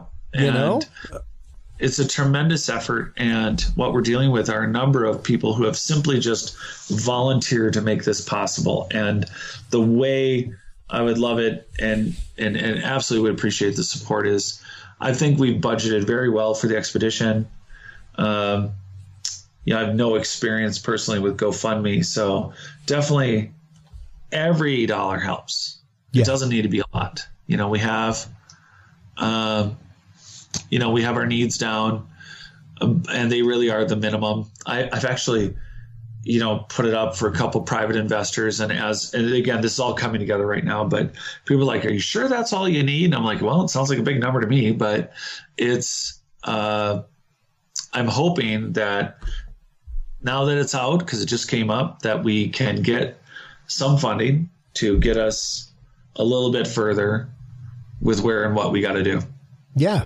And I mean, I'm confident in the fact that you'll get there, that we'll get there on things. I'm excited to be a part in any way I can be a part.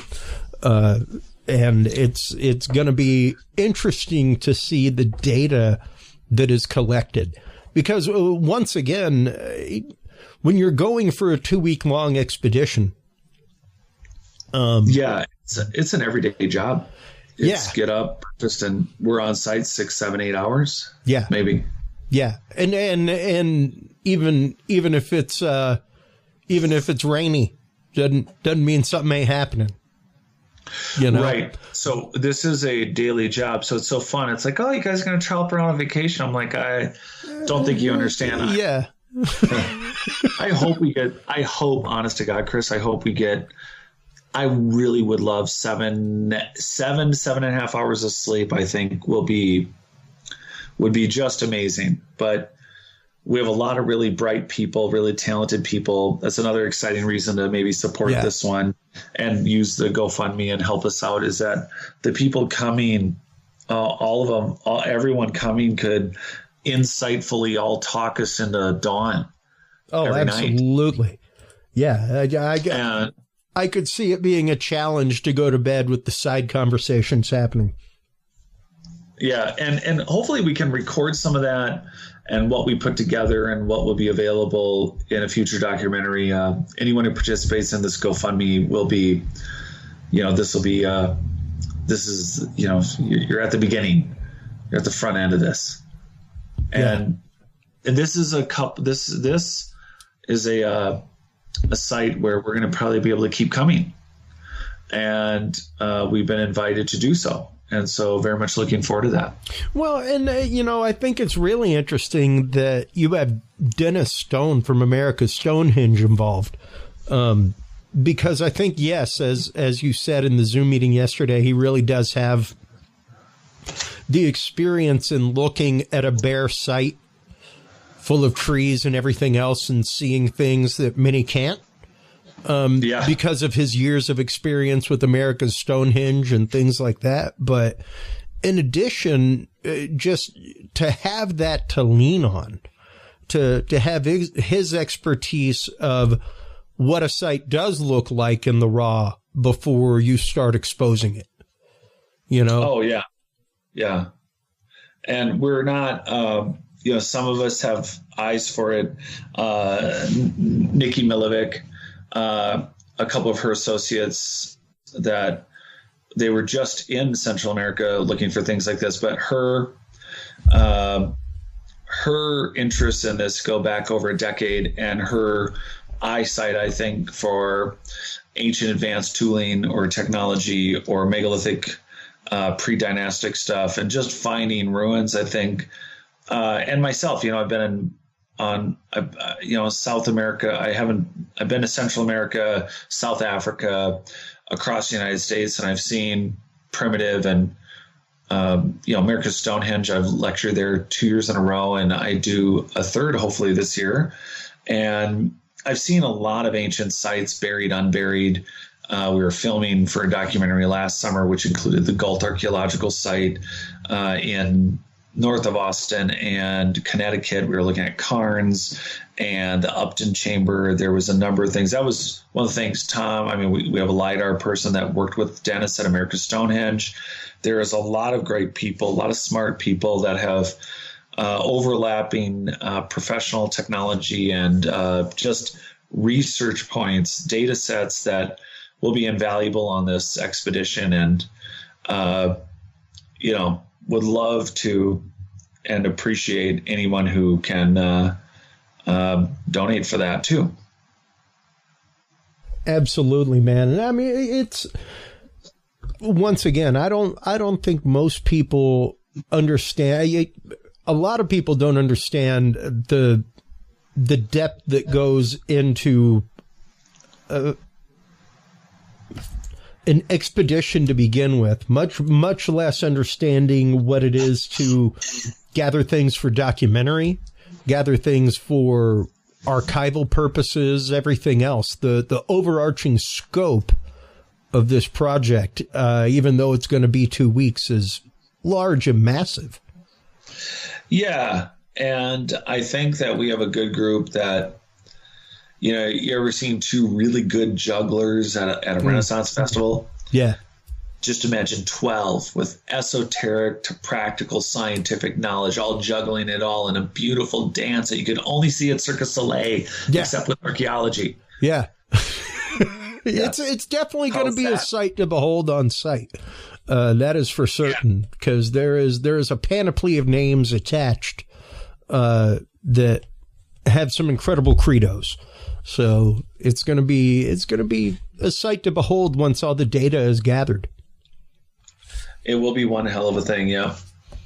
So the activities really get zeroed in and start. There's all sorts of areas where the funding was going to work, but first and foremost, it's getting detailed satellite work that we can really analyze anomalies before we get there, which helps us plan our daily expedition there, which is many miles, either by boat or by vehicle or both, splitting up the groups and attacking what's found via this imaging. And we already know we're going. So for those wondering, it's not a chicken for the egg, and that we need the satellite imaging to even decide to go.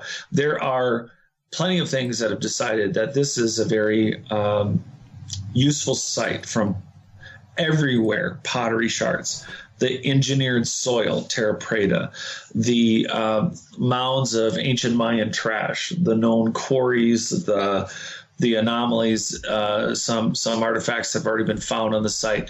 This is a highly densely populated area that, many years ago and not recently, but it's clear that this is an active site, but it is many square miles. And so we need to narrow it down with that satellite imaging to say, are we spending all day looking for an old road, or are we looking for a building? Or are we looking for a pile of rubble that is actually a building? Yeah. We don't know, but we do know that if we have the satellite imaging, the preliminary work allows us to say, well, day 2, the boat goes this way. Day 3, the car goes that way, and the boat goes this way. And with the eyes in the sky, you get to put a lot of targets on the ground before you ever have boot 1 on the ground. That's the plus side, is that you can identify objects of interest. You can identify things that size-wise or mass-wise might be something important to check out that is an incongruency in the area. 100%. Things that's like that. No, you're completely right, Chris. This is not no going around it. This isn't a place where we can go and you could spend a lifetime owning the property and not find anything. It'd just be like putting shovels in the sand in the desert, Yeah. Ironically, there's quite a bit of Egypt we don't know is buried. So I guess you'd probably eventually hit something, but there, part of the issue too is how many feet you got to dig. So maybe for those wondering, we're going, but the part of our expenses are the satellite, and then there's ground lidar work, which is just truly tremendous. And the reason you want it over satellite is it is, even though the satellite's just wonderful and it's from a large, it's from a very large distance, ground lidar work is done by hand with a gun that is still tens of thousands of dollars and a zillion hours to learn to use. But,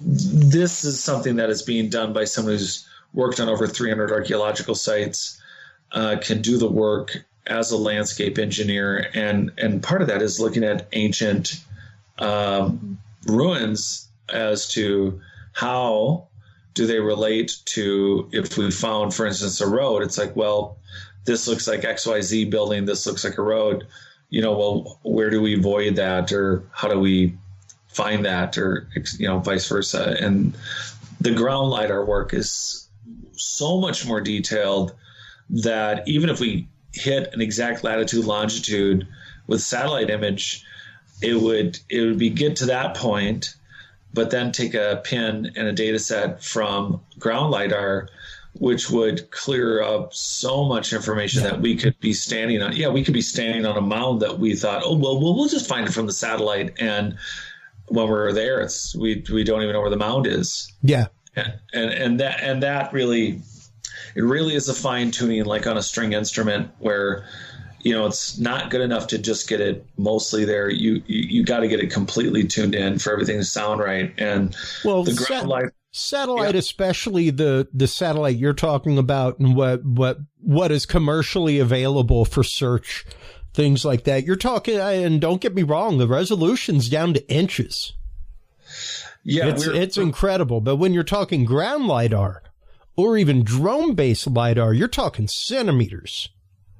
Yeah, it's centimeters to millimeters of accuracy. Yeah, actually, so the person we've retained, like I said, has done over 300 sites, and Tom's equipment goes down to the minus millimeter. Yeah. And that is just tremendous for something that maybe on a single LiDAR shot looks like a boulder and a couple boulders, where the minus millimeter gives you a detail of a bunch of other stones that didn't show up on the satellite, and it turns out it's a serpentine rock wall, or it's part of a construction that we just didn't compute that way in a satellite image. Or even, like you said, drone LiDAR is still limited. Even though drones stop moving, they're moving. A lot of times they're scanning and moving. Mm-hmm. And when you shoot ground LiDAR, you're doing it from a pole. You basically look like Indiana Jones after he's crawled down, he's holding the staff and waiting for the sun to point where the arc is. Yeah.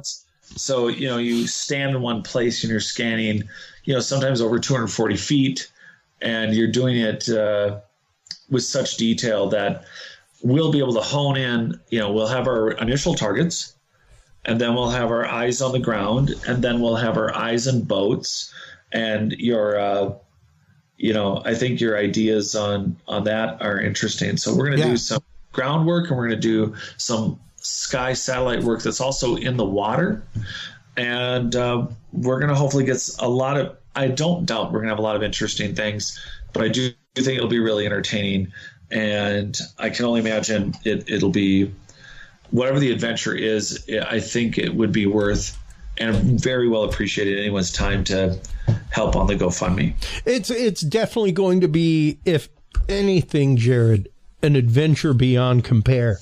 It's absolutely phenomenal to think of going somewhere and even finding small things that small structures, like finding any structure, period. Is incredible to begin with, much less if you can find any kind of archaeoastrological alignments or anything like that are so prevalent in so many areas like that, and so many cultural spots where ancient cultures have built their homes. There's so many interesting ruins that, again, may be buried. And again, there's been an upheaval in the last couple thousand years. There's been ground that has dipped, gone down, and ground that's gone up. And so we have areas that were once more mountainous that are now lowlands, and vice versa. And then you have stuff that was above water and now it's underground. And those islands a lot of the islands along Belize were above water at one point. Yep. So one of the reasons they here's a simple one. You give a date to a society and say, oh, they were 2,000-3,000 years old. Well, no, looks like, based on 20, 30, 40 feet of water over here, that here's a big pyramid that must have only been above water 10,000 years ago, or 8,000 years ago, or 16,000 years ago, pre-Younger Dryas. And those are the things that aren't comfortable for even dynastic.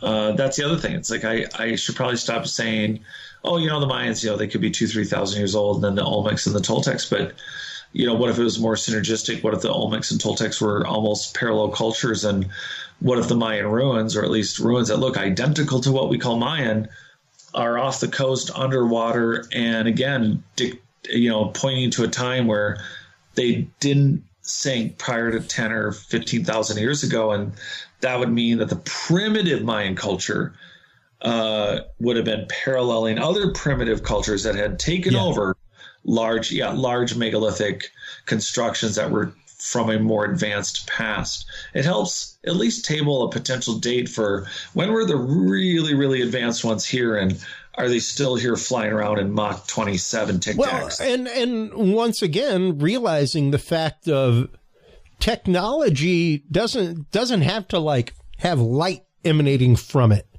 There's 101 things that are technology that show the advancement of civilization that are not computer based, that are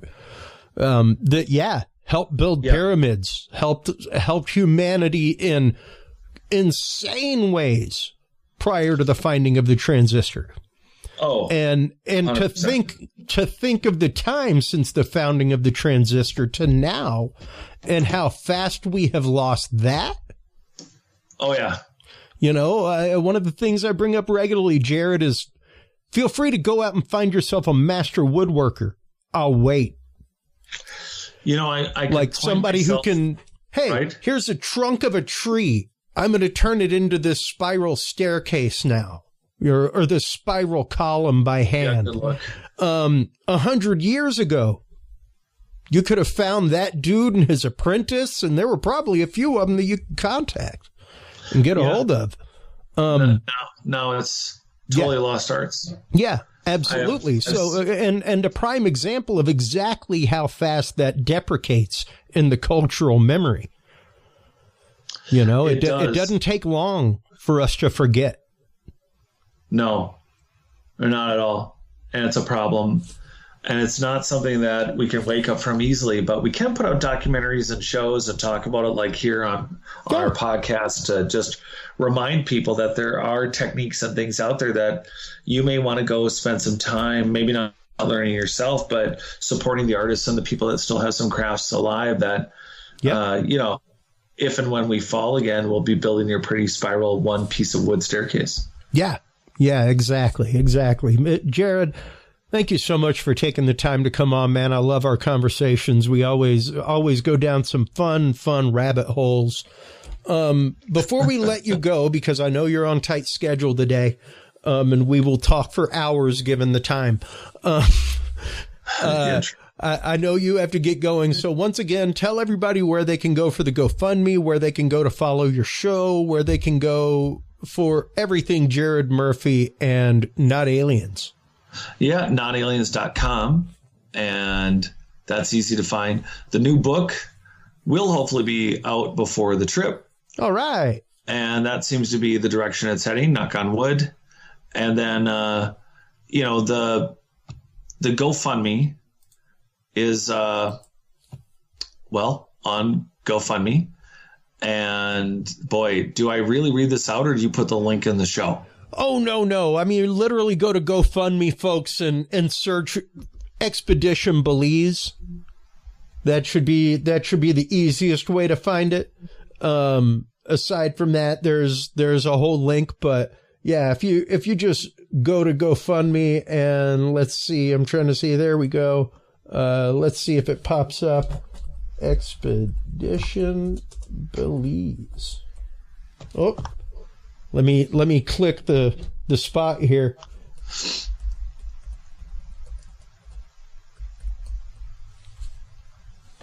Oh, yep, there it is. Even if you misspell it, Expedition Belize by Jared Murphy, right there. So there you have it, folks. Stop on by GoFundMe.com and search for Expedition Belize, Jared Murphy, and you too can donate. You too can give. You can help further the scientific knowledge of humanity as to our ancient past. Jared, thank you once again for your time. Thank you as always, my friend. Please do hold the line while we close things out. While you are online checking out, of course, Expedition Belize and everything from notaliens.com, make sure to stop on by Curious Realm. Curious Realm is where you can find all of the episodes. That's where you can find our live page with all of the episodes. You can also stop on by curiousrealm.com/story. And you can share your story with us there anonymously. If you're an experiencer of near-death experiences, alien abduction, paranormal, demonic possession, if you're a government whistleblower, stop on by, share with us your story, your evidence, and we will keep things anonymous and bring your cases to our professionals as we talk to them here on the show. Thank you once again, everybody, for tuning in as always. Take care of yourselves, take care of each other, and remember, stay curious. We'll talk to you soon. Bye-bye. Thank you for tuning into this episode of The Curious Realm. Stay tuned for more guests, forbidden topics, and hidden truths. Download the official Curious Realm app and view the Knowledge Vault on our website, curiousrealm.com. Follow us on social media by searching Curious Realm. Curious Realm is available on your favorite podcast services, as well as YouTube, Roku, Amazon Fire, and Apple TV through the APR TV app, available on all app markets. Curious Realm is a proud member of the HC Universal Network family of podcasts. For more great content or to become a sponsor of Curious Realm or other podcasts, visit hcuniversalnetwork.com today. Thanks for listening. Stay curious. And remember, the other side is always watching.